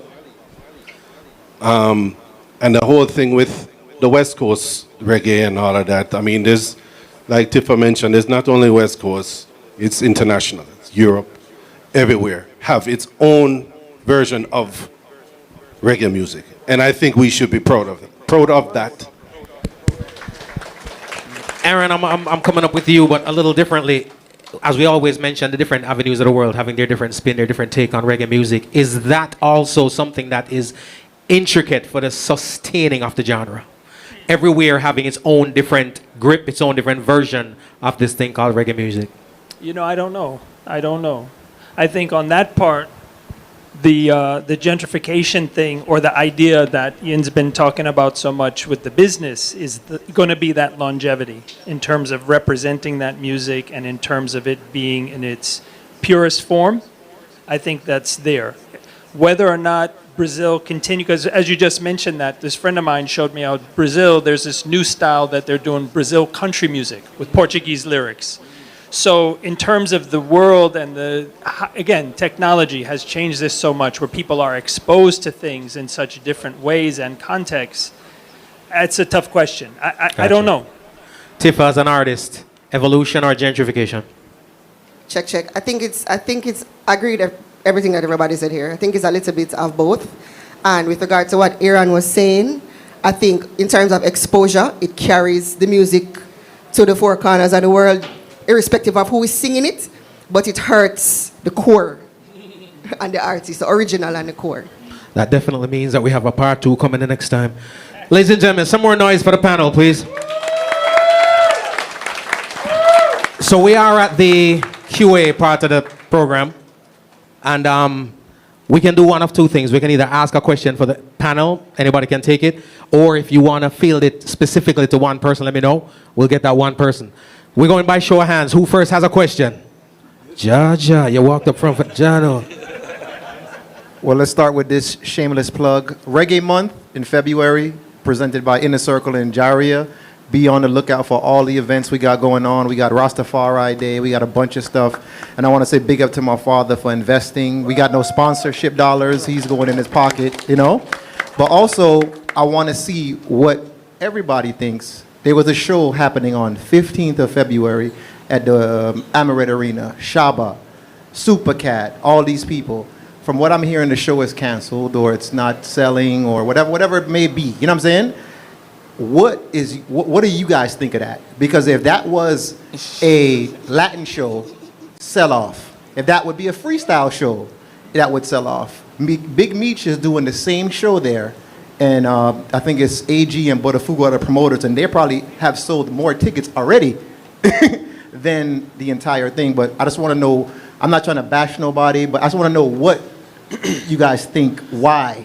Yeah.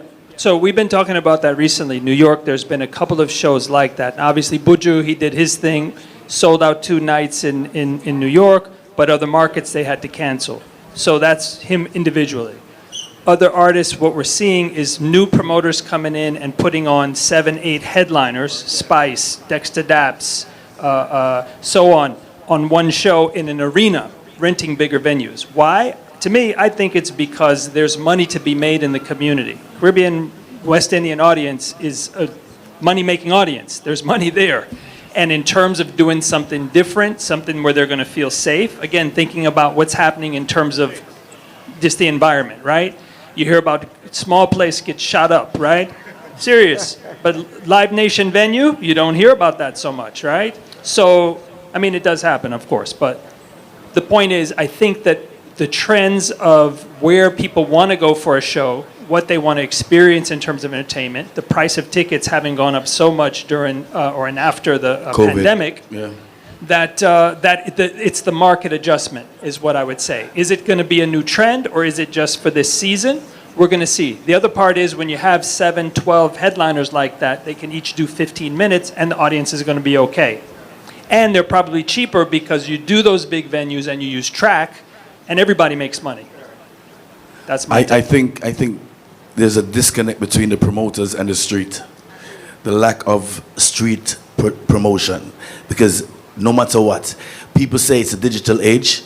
But if you see these headliners, you want to see a flyer at your foot on the road and everywhere. You want to see the flyer. So they think you can go around the old school way of promoting and just do social media and you do this and you do that. Nah, you need to be in where the little places too.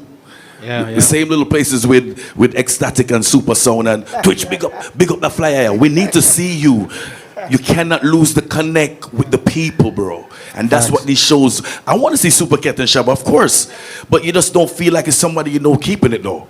You know what I mean? Yeah, It has that disconnect. Yeah, there was a disconnect between the marketing and the promotion. Yeah. A major disconnect. And it's true him talking like most people like, if I don't go into Coconuts or I don't go into a Donna's or a Dutch Pot and see the flyer, like, it's not popping. Well, that's just be real. That's just our culture as Jamaican people. And not only that, so I think because the show was supposed to happen, I think, June last year. And then all of a sudden I saw a flyer. There was no other additional or supplemental marketing to say, you know, we're coming back. This is big. This is what we're offering. We need you to come out. They just posted a flyer. You know what I mean? So I think they dropped the ball when it come on to marketing and promotion. Do the artists want to do the promotion? Do they want to do a show? Do they want, they just say the promoter book me and give me a deposit? The rest is him the promoter, let him do his job. But that's not what you go. You have to be active on top of your social media too. Blast out. Anything necessary. If it even take off your clothes, you know what I mean? Ladies and gentlemen, give it up for the panel, ladies and gentlemen. One more time for the panel. We got one more coming around here. Greetings. Greetings. My name is Talbert, saying a reggae artist who on the circuit now for a good while. Saying, enough one never heard of I. Big up to G Cole. Now this is my first attendance, you know. So I have a question for the panel.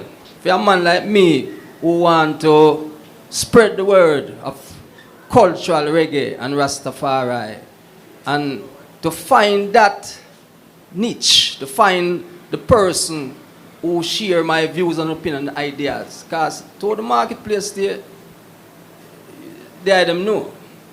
The culture is like, now get exposure. So for a man like me, where do I go? Let's start with Rasta. Come like a bubble left go good. So all the things set up right now. Because the views that you and I have from how we grow is not the same anymore. You know what I mean? So as soon as you say certain things, they want to cancel your eye. You know what I mean? But you have to stay strong to your beliefs too as well. You know what I mean? But to find a niche, you just have to keep going. You know what I mean? Keep staying true to your beliefs and try not to offend those guys. Yeah, but you know what you have to understand, my brethren? You just have to make the music that the people feel. That one song can turn your whole career around. So don't compromise. Don't try and make a little juggling tune just because man say make one. Just stay to what the essence of what you feel. Be real at all times. And trust me, a long time I do this. You're not going to miss. If I could add, I say identify your core strength. If it's performing, if it's writing, if it's instrumentalism, you know, whatever that is, and cultivate that, and then grow the business around that skill, that talent. Not only that, but promote yourself, right? Everything is, you have free promotion with social media. You don't need to pay to promote yourself. You know, social media is there. Be present at events where people see you and people can hear you. You know, just be there, be everywhere, promoting you. The omnipresent reggae artist. Ladies and gentlemen, the panel, one more time. Got another question over here. Good evening, everyone. My name is Lukey. I've been behind the camera for 5 decades, somewhere thereabouts. I just want to add to the conversation that gentrification or what was it? Evolution. Gentrification or evolution. It's very hard in my mind to say the difference. What we're seeing today is Chocomolan on a global stage. Chocomolan on a global stage. And I hope you all know what Chocomolan is, Mr. Gray, right? You're in the wrong place. Right? Not every artist who performed at Chocomolan, right, became a big-time ska artist. Right, Ian? I'm not saying that you were at Chocomolan. Right? Jamaica's music evolved from bebop into ska, etc., etc., etc., and it is where it is at today. And the only reason why the Scatterlights were successful is because they rose to the top of the performers at Chocomolan, right? Following Chocomolan, you had Jimmy Cliff, right, who was singing the ska alongside with the Scatterlights. Byron Lee and the Dragoneers were asked to go to Chocomolan, which, by the way, was built by Eddie Siaga, to promote the music of dance hall. Dance hall, right? It was a place, and it kept the name dance hall because of the kind of performances and the music that happened there. I used to do what you are doing today, Beeston Street, downtown Kingston, and I saw people, musicians, performers down there in the early 70s and late 60s who could not come up and rise because you had other people who were better than they were. You understand? So where we are today is what Jamaica's music has evolved to on a global stage. Think about the small acre and a half called Chocomolan, right? And put it as a globe with how many billions of people. When you go to Timbuktu, you hear your music. You're on your way to Australia to play reggae music, right? We're talking about West Coast music, what you call, quite humorously, and I believe it, Reggae LeBlanc, right? Right? Because that is where we are, and that is what we are proud of as Jamaicans, that we have affected the social consciousness and the socialism of the globe, the entire world. You've been there. You've been around the world with Peter Tosh and Bob Marley and all of them, right? Miss Pat here has been playing the music from 17 North Parade. I used to come and buy music down there, right? So we are not saying that reggae is dead or even that Jamaica's music is dead. Jamaica's music, people, has evolved into what it is today. And the cream of the crop will always rise to the top. Thanks. Mr. Luke. Thank you, Lukey. Lukey was one of the producers of last year's Reggae Genealogy, and we thank him very much. Copeland Forbes has a question, and then Richard, and then a gentleman in the back corner, and then this one. Thank you. Good evening, ladies and gentlemen, brothers and sisters. I listened to everything that's been said here, and I was reliving a lot of the moments, especially what Tifa spoke about, because I was part of that entourage that went to Japan and conquered Japan, pulling 70,000 people, and we lost it because I see fight backstage. Indisciplined people, the people said You are on next stand here, and you're half a mile away playing domino. And then the next thing I'm going to tell him, forgot S in mother. Tell the Japanese that. Now, I was in Brazil the other day with Marcia Griffiths, and she was forced to do songs that she doesn't even remember. She had to do songs like Don't Let Me Down and Survival, because the other songs that you all are accustomed to is not popular and not known down there. Boom, the phone ring, and who was on the phone? Joe Bogdanovich from Jamaica. He said, I heard you're in Brazil, and I'm thinking of taking some fest to Brazil. I said, okay, I'm right beside one of the top promoters. I gave him the phone. And Joe started calling names like Jean Paul, Beanie Man, Bounty Killer. All I can hear is no, no, no, no, going down the line, you know. And then Joe said, so who are the artists that are known there and accepted? And the guy started going through Errol Dunkley, Johnny Osborne, Eric Donaldson, what's the name from England, Steel Pulse, and he started calling some names. And these are the people. When Eric Donaldson goes there, he get police escort from the airport to go into the city. Now, I looked at it now and I said to myself, I've been going to Brazil from 1980 with Jimmy Cliff. And I looked to see what caused the transition, that the people are not into the modern music that you know, we are experiencing now.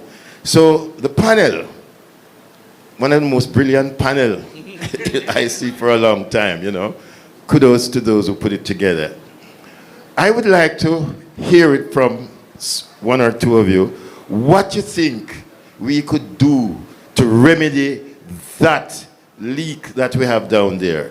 I will run back quickly. When I took John Holt there the first time, we had to send out to get the songs and write the hook lines on some paper and spread it all over, because John didn't even remember those songs that he recorded how much years ago. So what you think we can do to mend that situation down there? I think it's about the music, really. Put it out better quality music, to say, with a message. All of those artists that you call, their songs have a message, and it's mostly positive, right? It's funny because all of those same artists are headline artists in Europe, right? And everywhere else except here. So why is that? And all of the West Coast bands and Hawaiian reggae and all of that stuff, they only listen to those old school artists, funny enough. So to say to remedy, the only thing I can think of is quality control, better music, and the message. But Copeland, you must understand. Okay, let's look at UB40.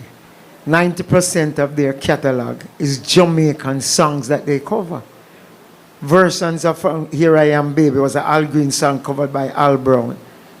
Red Red Wine was a song sung by a Jamaican artist. So if a band like UB40 can tour America and play 5,000 to 10,000 people a night at $300 a ticket, singing Jamaican songs, where's the problem? You see the problem we have? We are not promoting our own music. We are promoting a genre that we don't understand ourselves. Supa is a DJ. I went to one of my friends to a dance hall. I had to come out. I don't know what, I couldn't stay in there. I know me that play, man. No. I never say you are playing a stage.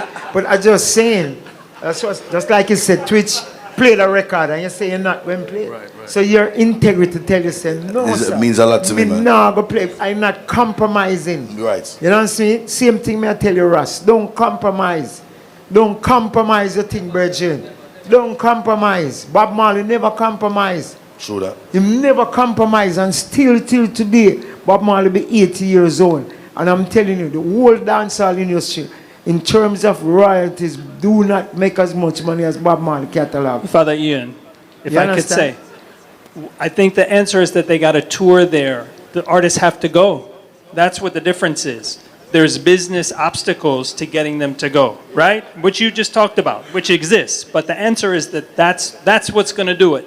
And I would cite just this last year, we did some work with Romain Virgo, who, before his album came out, self-funded touring through Europe, took lower money, did 2 European tours, and then did, first time since I've been at VP, a back-end deal with VP to do an East Coast tour, 4 shows in the US.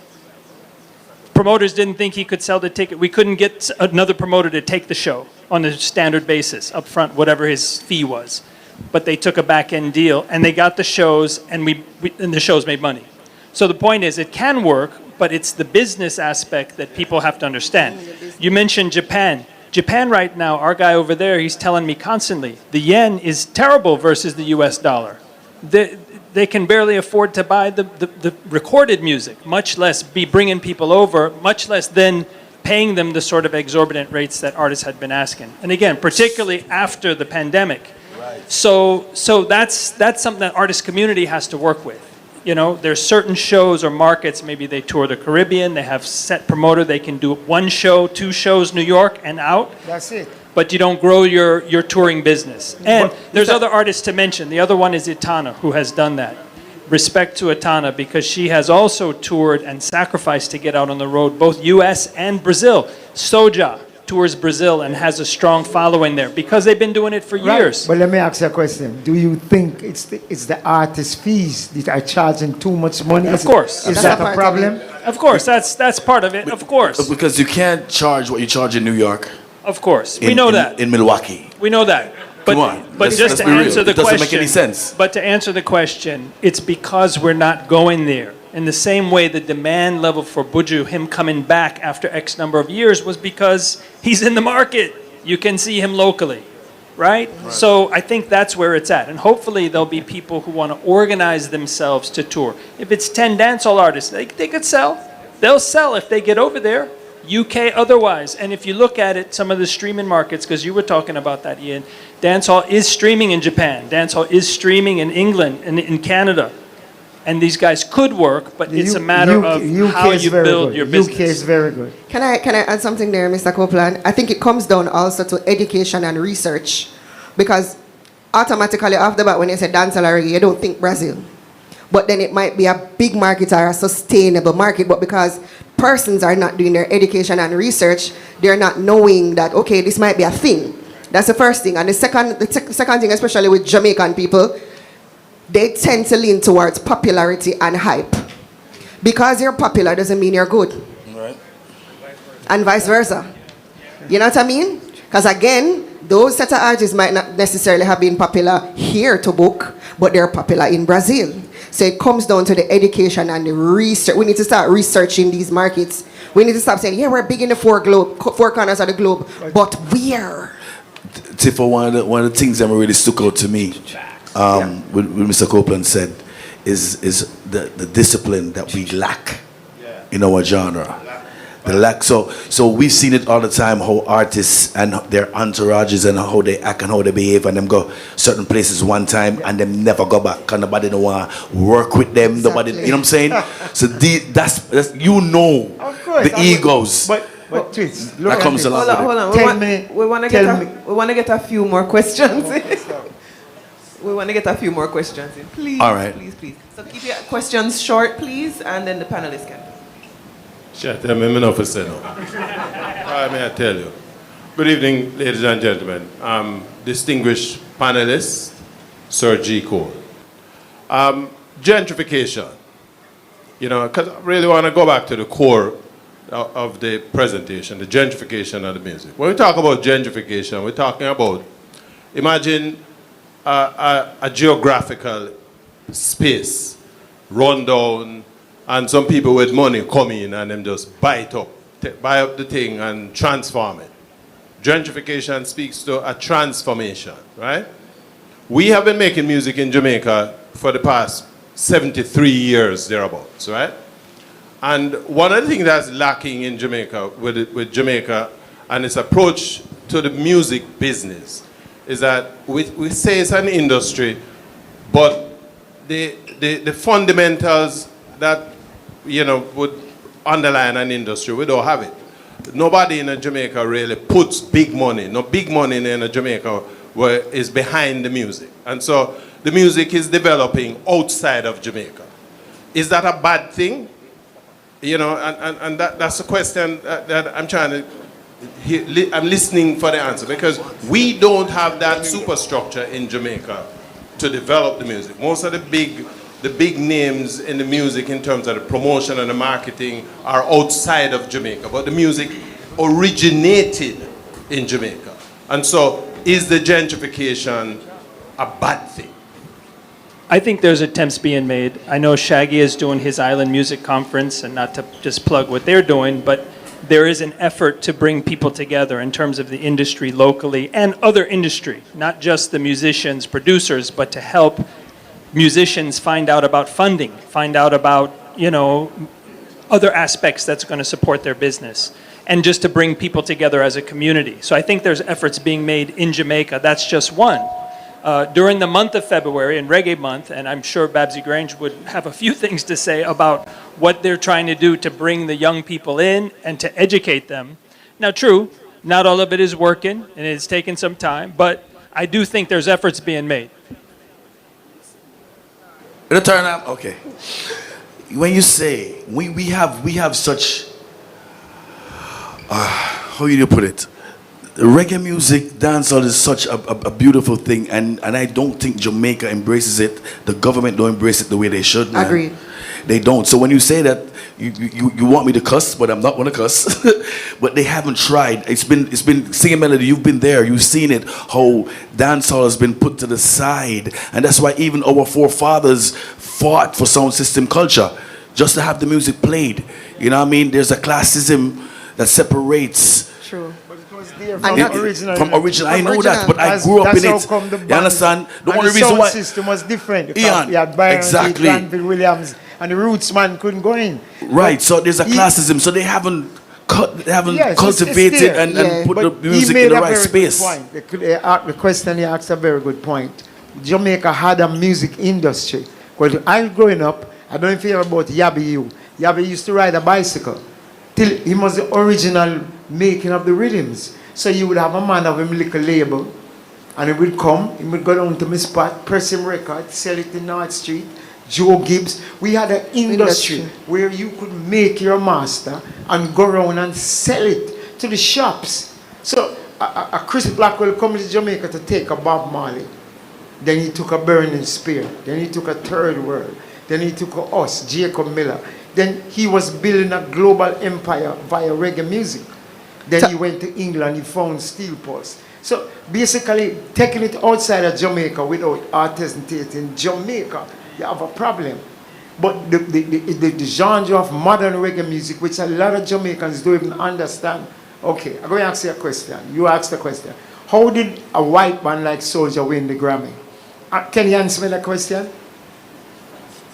No, he can't. Nobody answer can it. answer me. No. And just Give me a good answer. And just to add to what Twitch was Hold on, saying, give me an answer why. They registered with the Grammys, and they developed a voting block, and they participated in it for a number of years. In America, in voting, you have what? You have popular vote, and you have the electoral college. They visited the electoral college by gaining votes. They didn't win it because it was a great reggae album. They went to the system, and the system gave them the Grammy. Yes. It's not reggae music. If it's a reggae music, you have to judge it for what it is, reggae music. So, but here's the thing to Mr. Lewis, to answer that as I get to Tifa, because she says something real quick.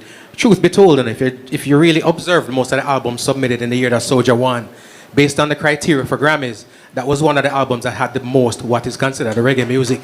All right? So if we're going to dissect and say why they won, this is a totally different show. We need another after party for that when the bar is open. But I get what you're saying. Okay. But in all honesty, it's not just that. Hold on. Super Twitch.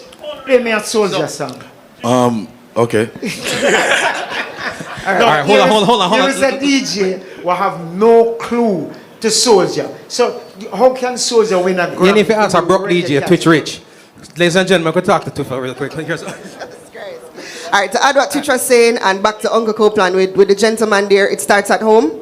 And I agree with you. The government, we, the people, are not doing enough. Do you know that there are radio stations in Jamaica that have actively stopped playing reggae? Yes. There are radio stations in Jamaica that have actively stopped. And I can name them, I don't choose to. No, I'm just saying they've actively decided to remove the genre of reggae. So, you want something to be international and global when you're not supporting it at home. We should have schools. We should have DJ schools. We should have I agree. so much different things coming because I agree. so many youths I know, so many geniuses I know who are in studios who cannot read music, but they will play a guitar. I agree. Because, you know what I'm saying? We don't value what we have. Two things that Jamaicans produce is athletes and artists. All right, three more questions here. Brilliant conversation. How are you doing? My name is Andrew Lindo.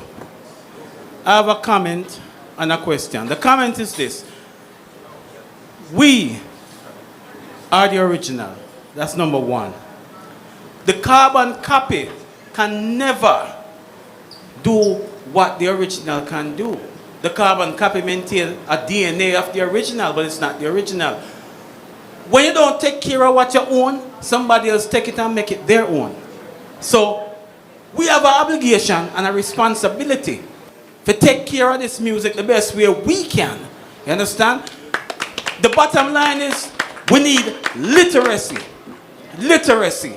Now, you can't force feed people, you know. But there are some people who's going to gravitate because of circumstances they've been through previously. After you reach 30 years old and say backside, me have 3 picnic, I'm in a hand royalties.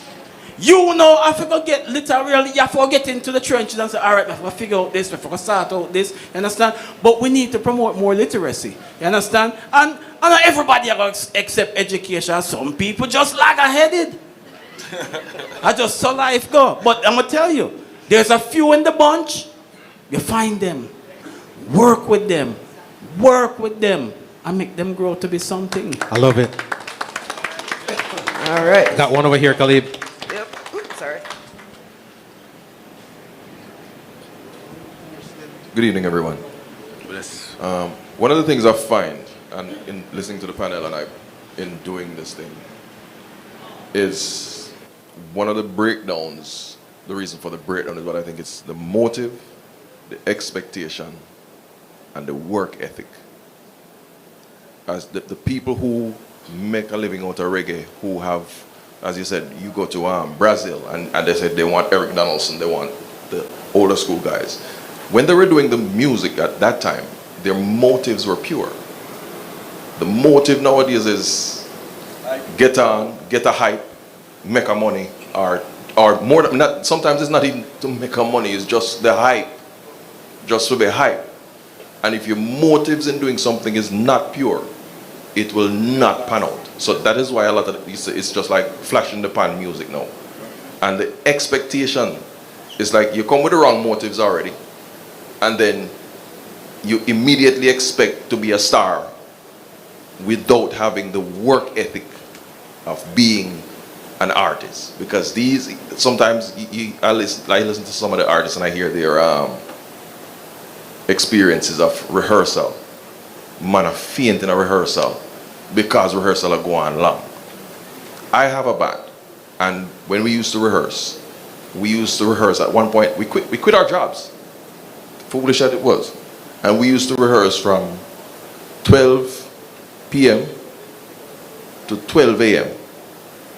And then when we started touring, a lot of people come and say, oh, yeah, would I like go on the band? And I remember what this guy, and I said, yeah, but we rehearse from 12 p.m. to 12 a.m.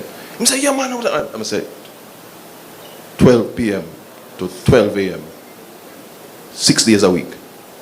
He said, yeah, man. I'm going to say, 12 p.m. to 12 a.m. Yeah, man. It was that time I realized, no, I can't do that. But it took work, and nobody is willing to put in the work to get to where the music should be. Absolutely. The work ethic, the lack of work ethic in our genre is crazy, especially nowadays.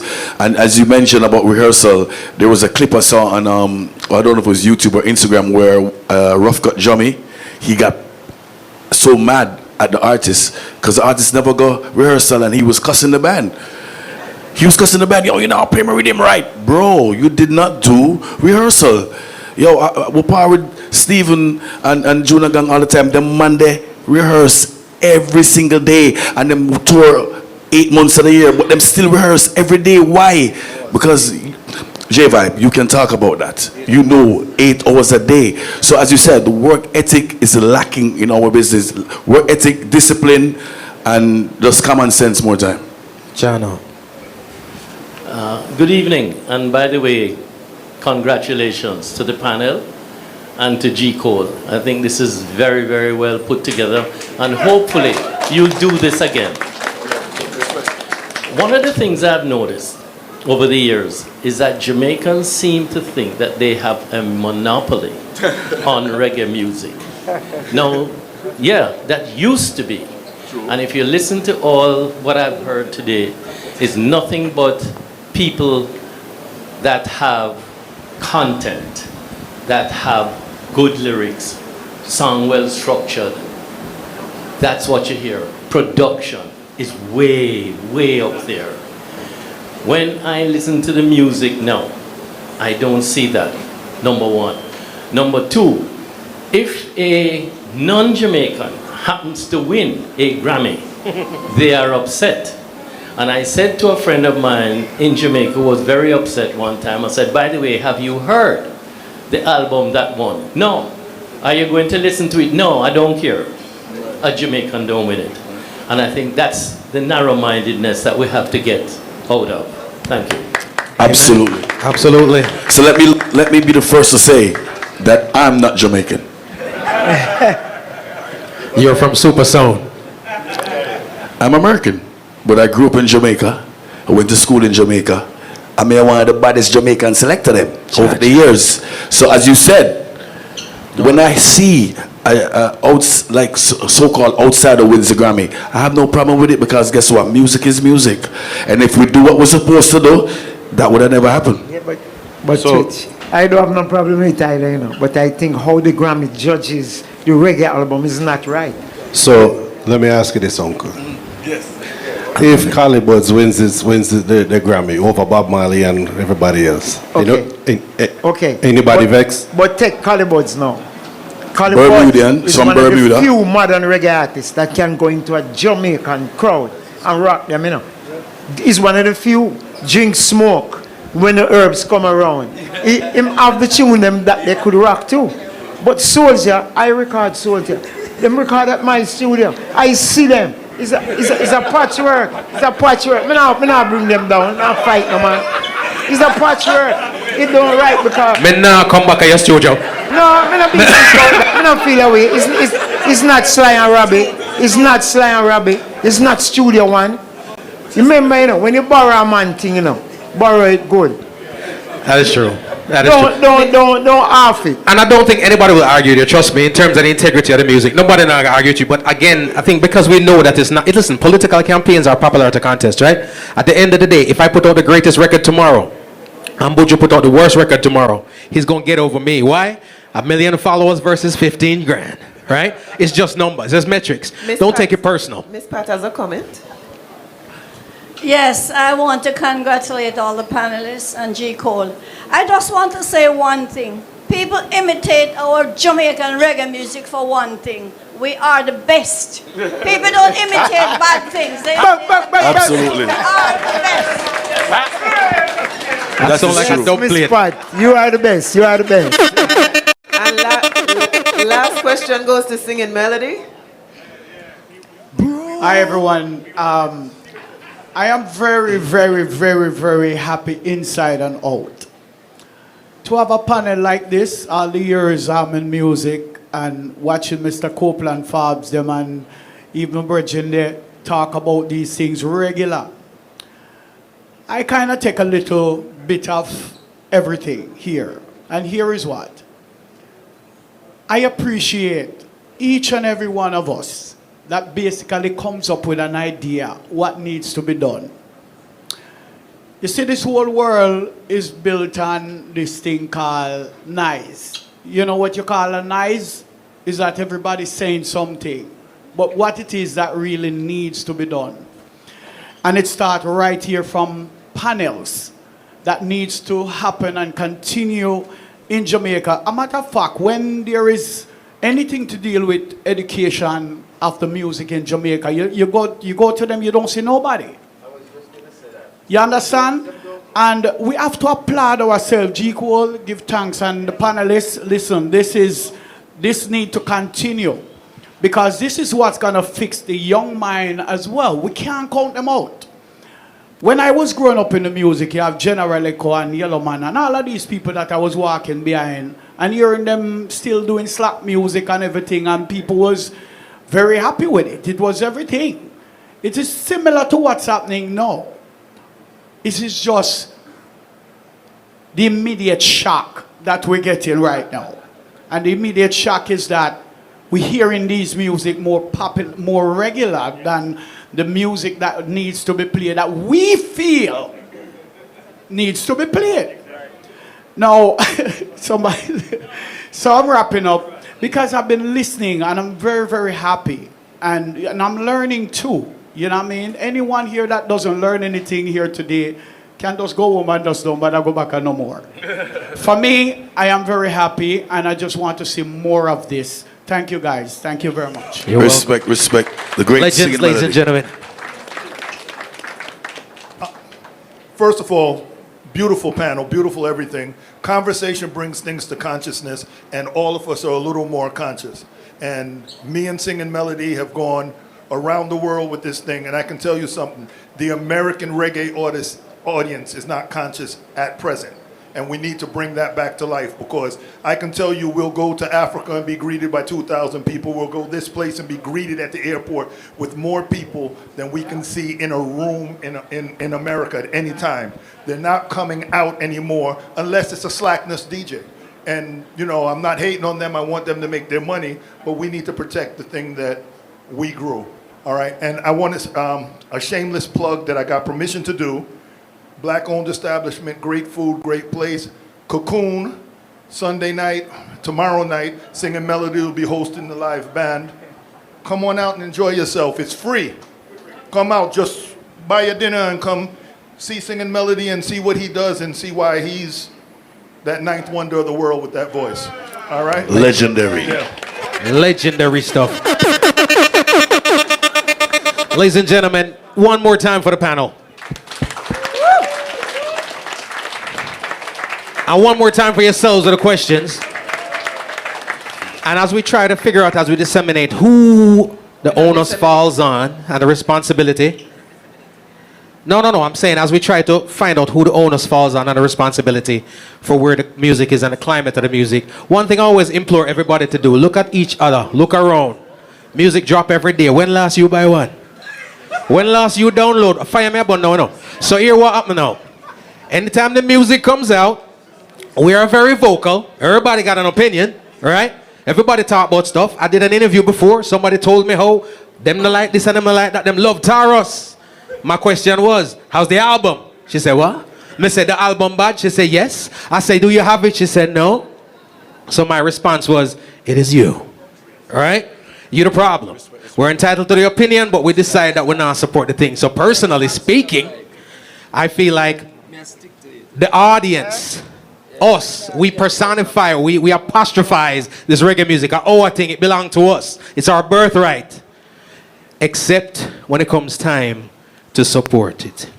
And the one word I want to take out of our vocabulary, because I don't like it, is support. Because when we think of support, we think, so we have support something, we get free, it's not even worthy of it, I'm doing it because I know you.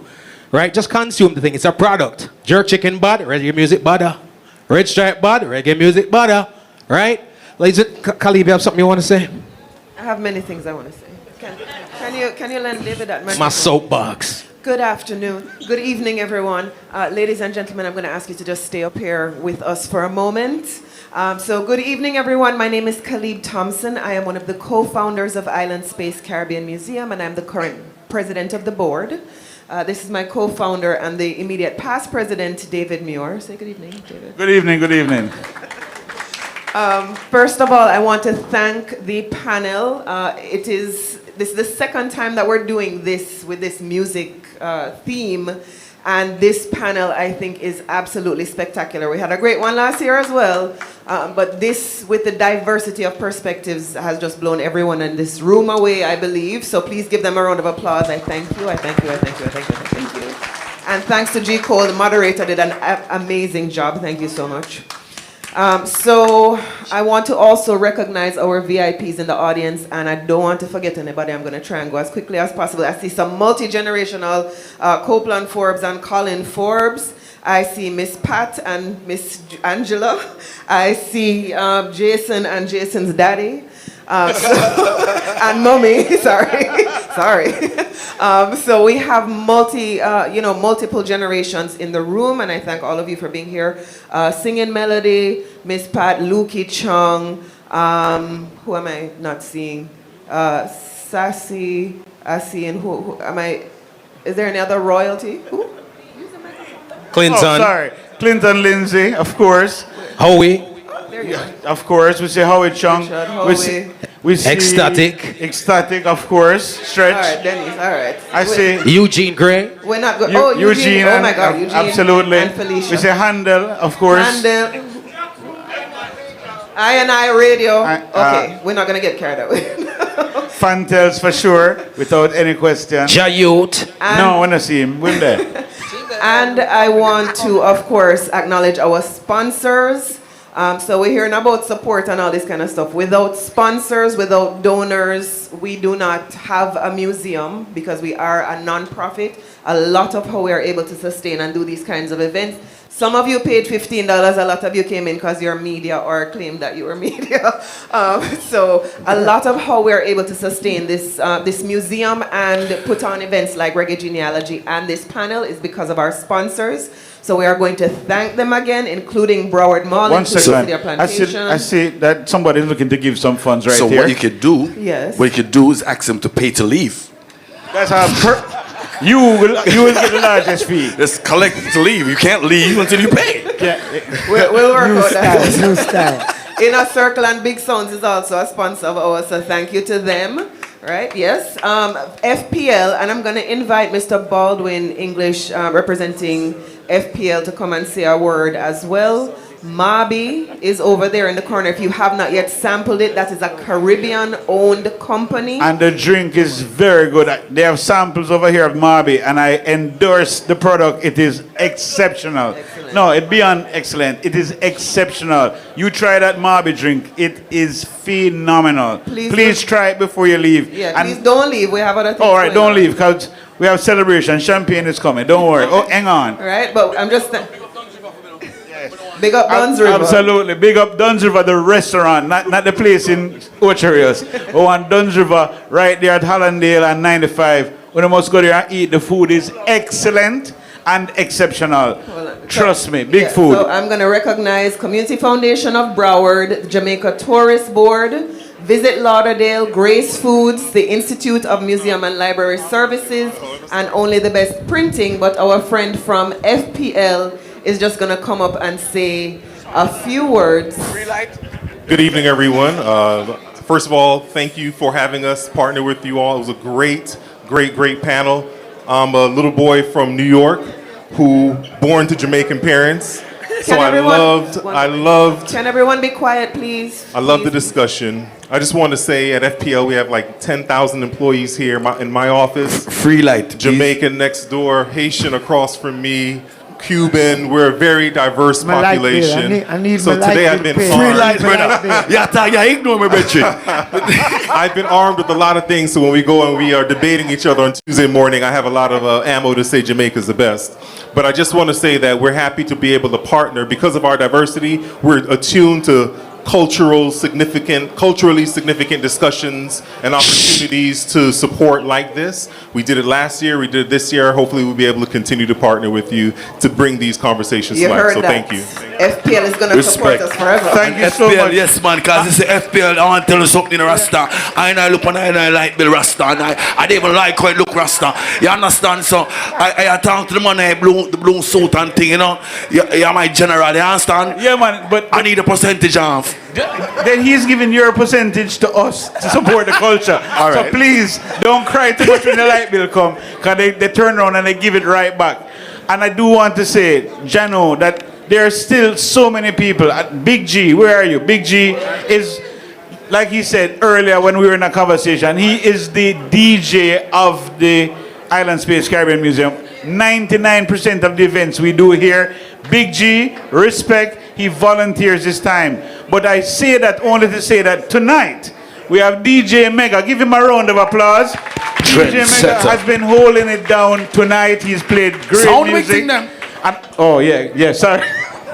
All right, so also we are going to acknowledge that we are inside of this space that David spoke about at length earlier, so I won't go through that again. But Island Space is the only Pan-Caribbean Heritage Museum in the world. Is everybody hearing me? I hear people talking. Yeah. We are the only one like this in the world where you can walk around and see. Round of applause for that. Round of applause. Round of applause. Make some noise. Make some noise. Yeah.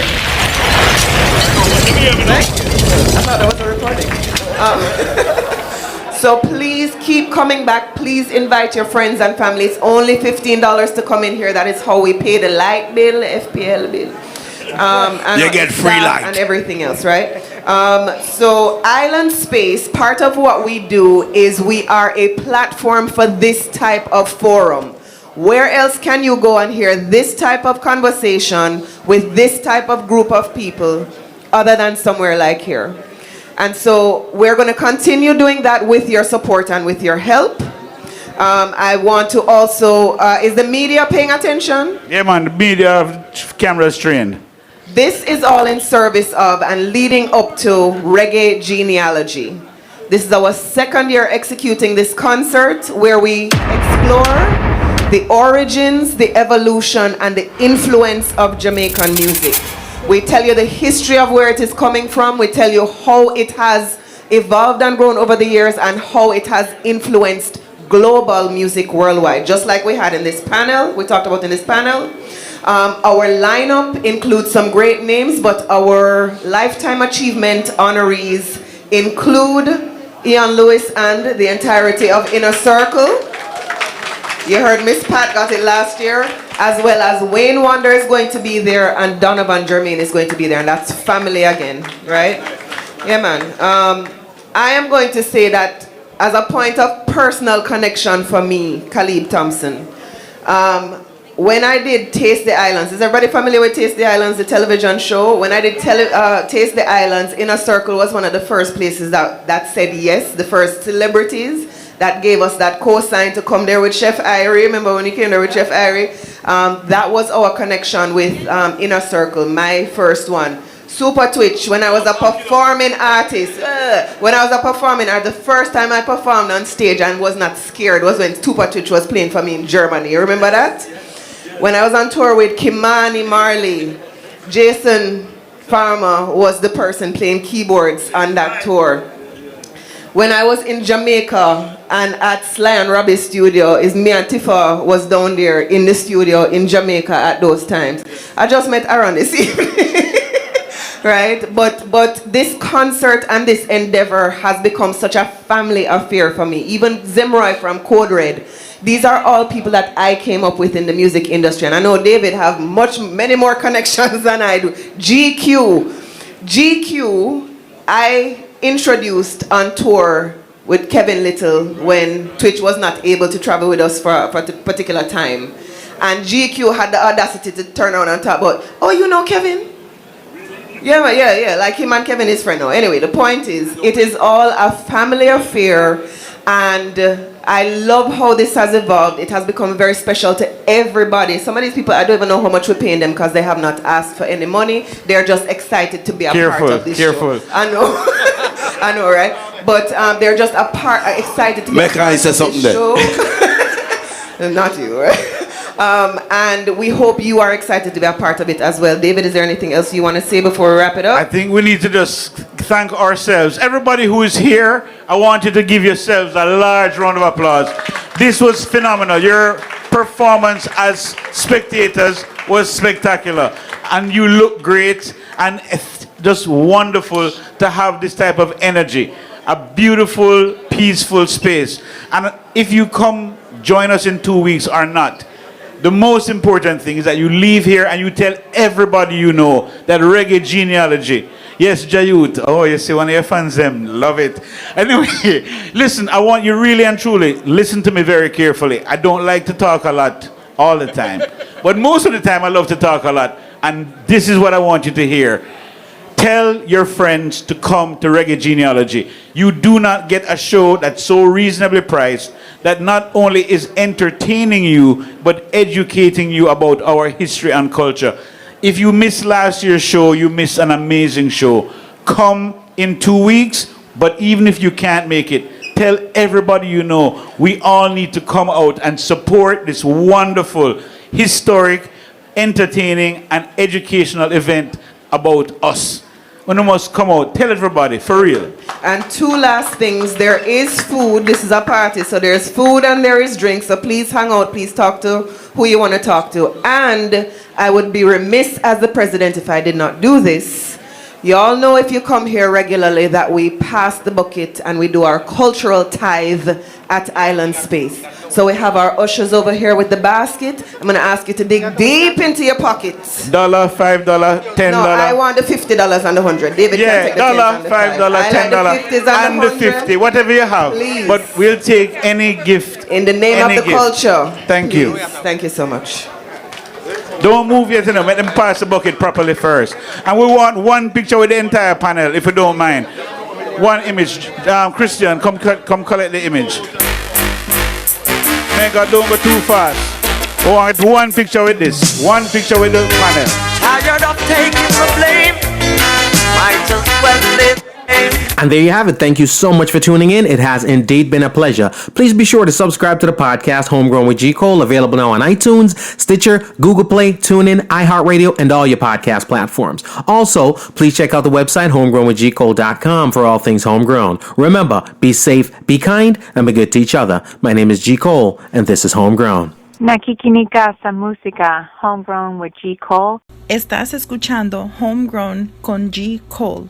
您现在正在收听的是 Homegrown with G. Cole. You're listening to Homegrown with G. Cole. Remember, all the music played here on the podcast Homegrown with G. Cole is available on iTunes, Spotify, and all your digital retailers. Please support the artists.